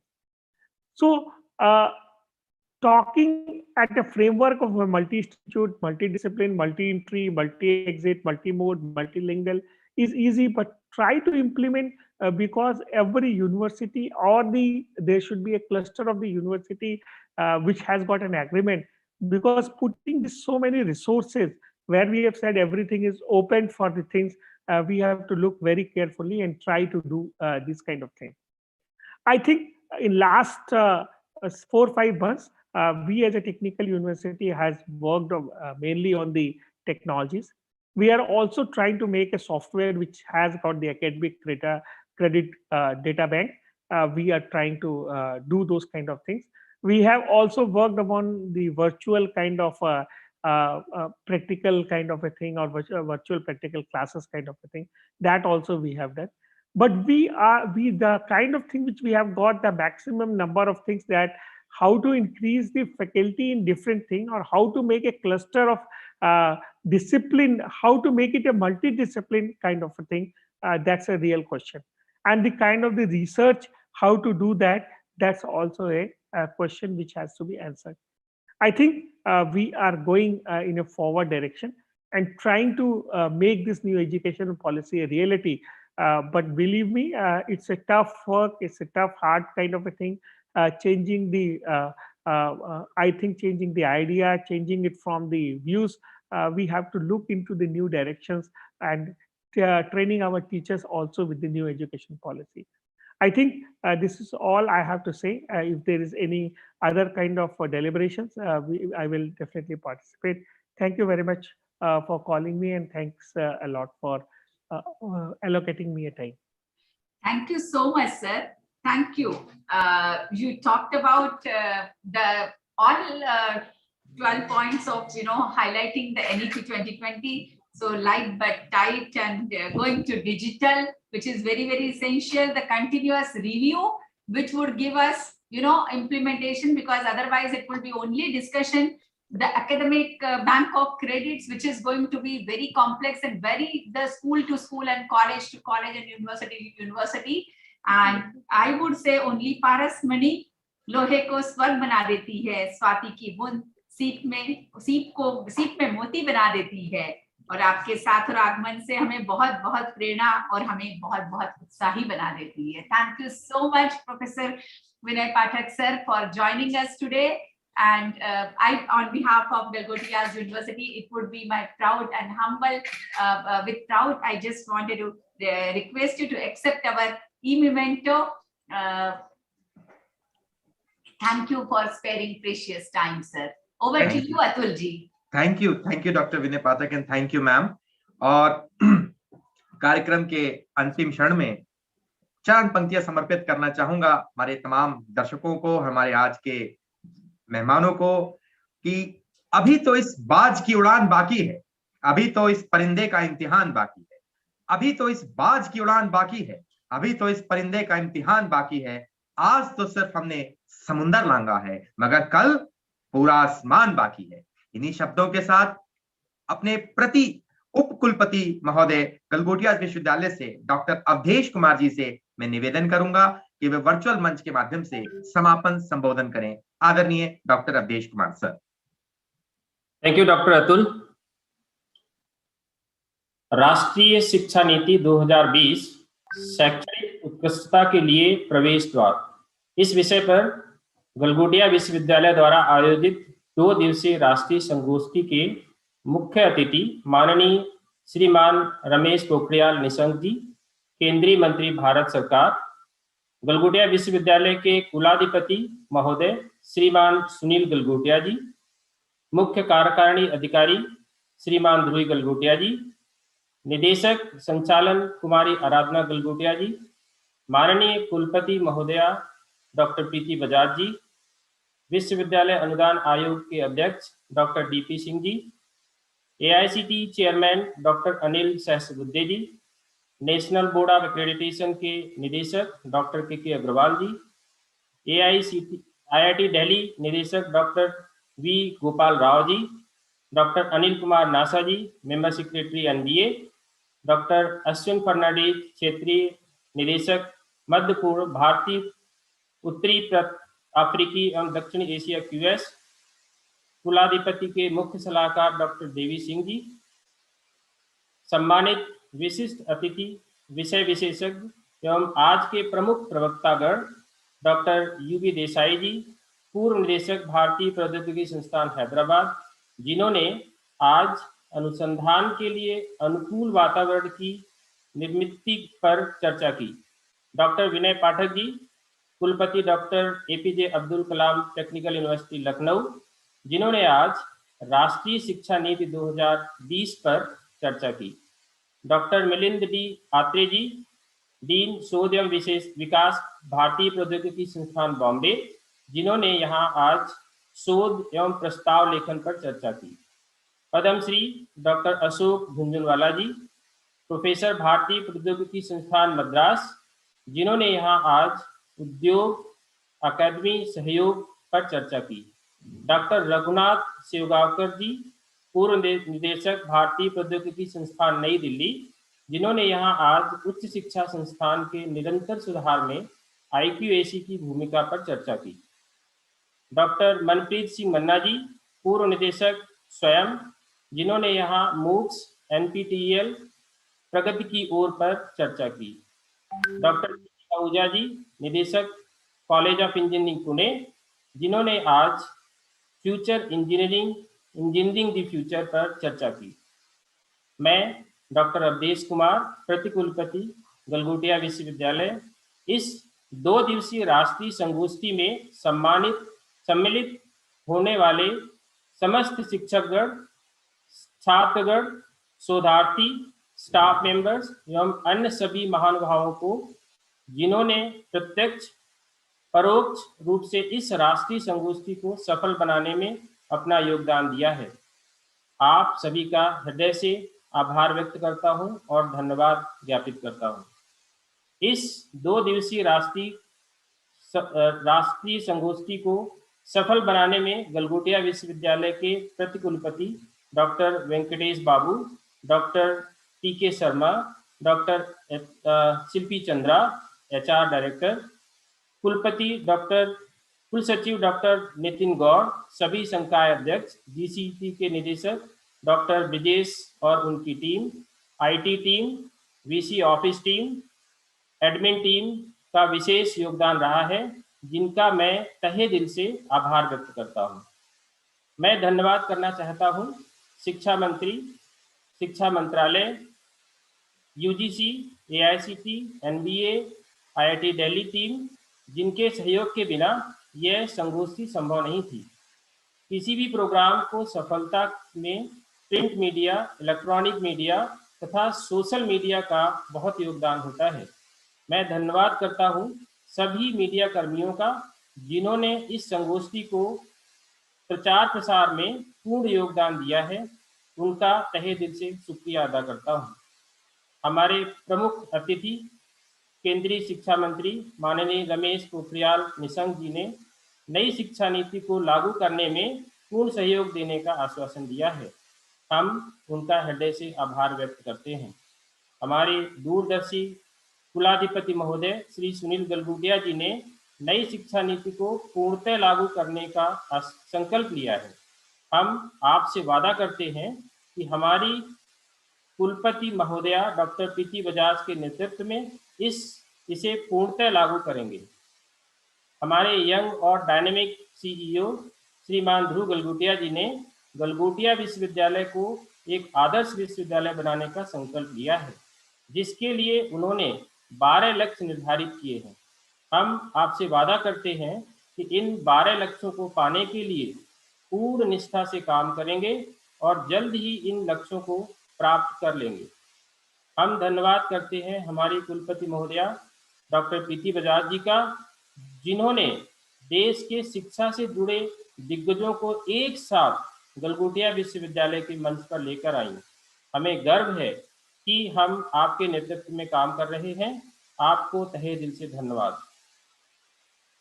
इस राष्ट्रीय संगोष्ठी को 35,000 से ज्यादा दर्शकों ने social media पर देखा है और 15,000 से ज्यादा लोगों ने 2 दिन के हर सेशन में भाग लिया है, जिन सभी को पार्टिसिपेशन सर्टिफिकेट दिया जाएगा। इन 2 दिवसीय संगोष्ठी की रिपोर्ट केंद्रीय शिक्षा मंत्रालय, यूजीसी, एआईसीटी और उत्तर प्रदेश शासन को भेजा जाएगा।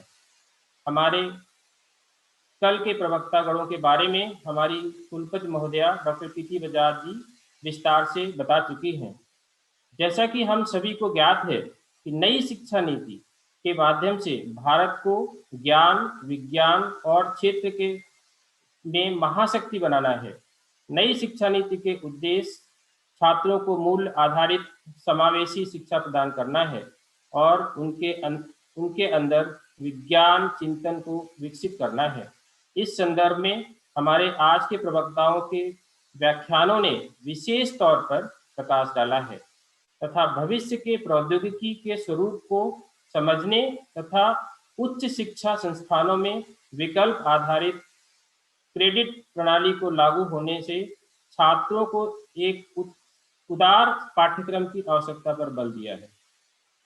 मैं अंत में यह स्पष्ट करना चाहता हूं कि इस 2 दिवसीय राष्ट्रीय संगोष्ठी से यह तथ्य स्पष्ट हो जाता है कि नई शिक्षा नीति आधुनिक, नए और समृद्ध भारत को आत्मनिर्भर बनाने में महत्वपूर्ण भूमिका निभाएगी और गलगोटिया विश्वविद्यालय नई शिक्षा नीति को पूर्णतः लागू करते हुए समाज के शैक्षिक विकास में और राष्ट्र के निर्माण में अपना योगदान करने के लिए तत्पर है।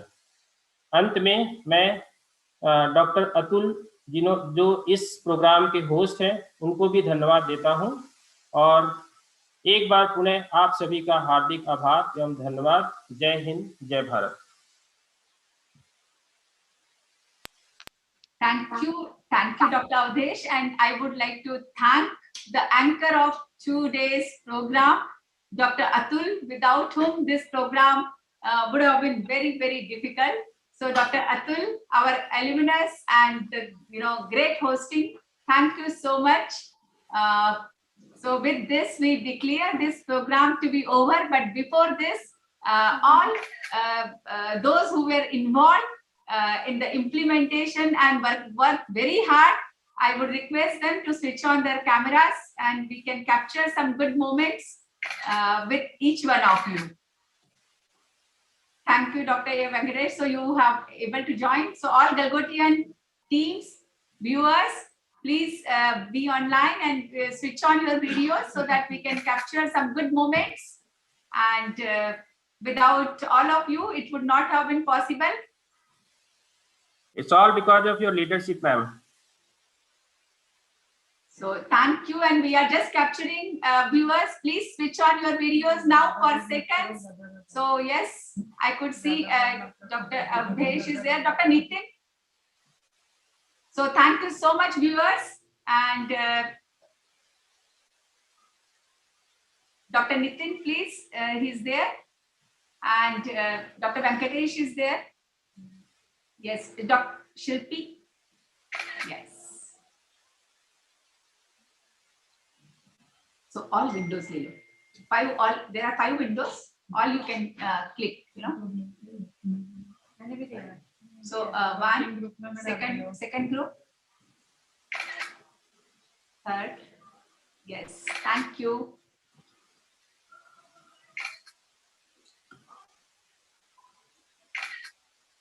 I hope all of you must have attended all the sessions. Please submit your feedback so that we can give you certificate as well. Dear students, dear online community, and all Galgotians, it was great to have you. The faculties from all over have joined. And with this, with folded hands and with most humbleness, I would like to express my gratitude for supporting us in this venture. See you next time for the second national seminar. As we promised, we will give you 10 seminars this year to celebrate our decade celebrations. Thank you. Thank you, ma'am. All.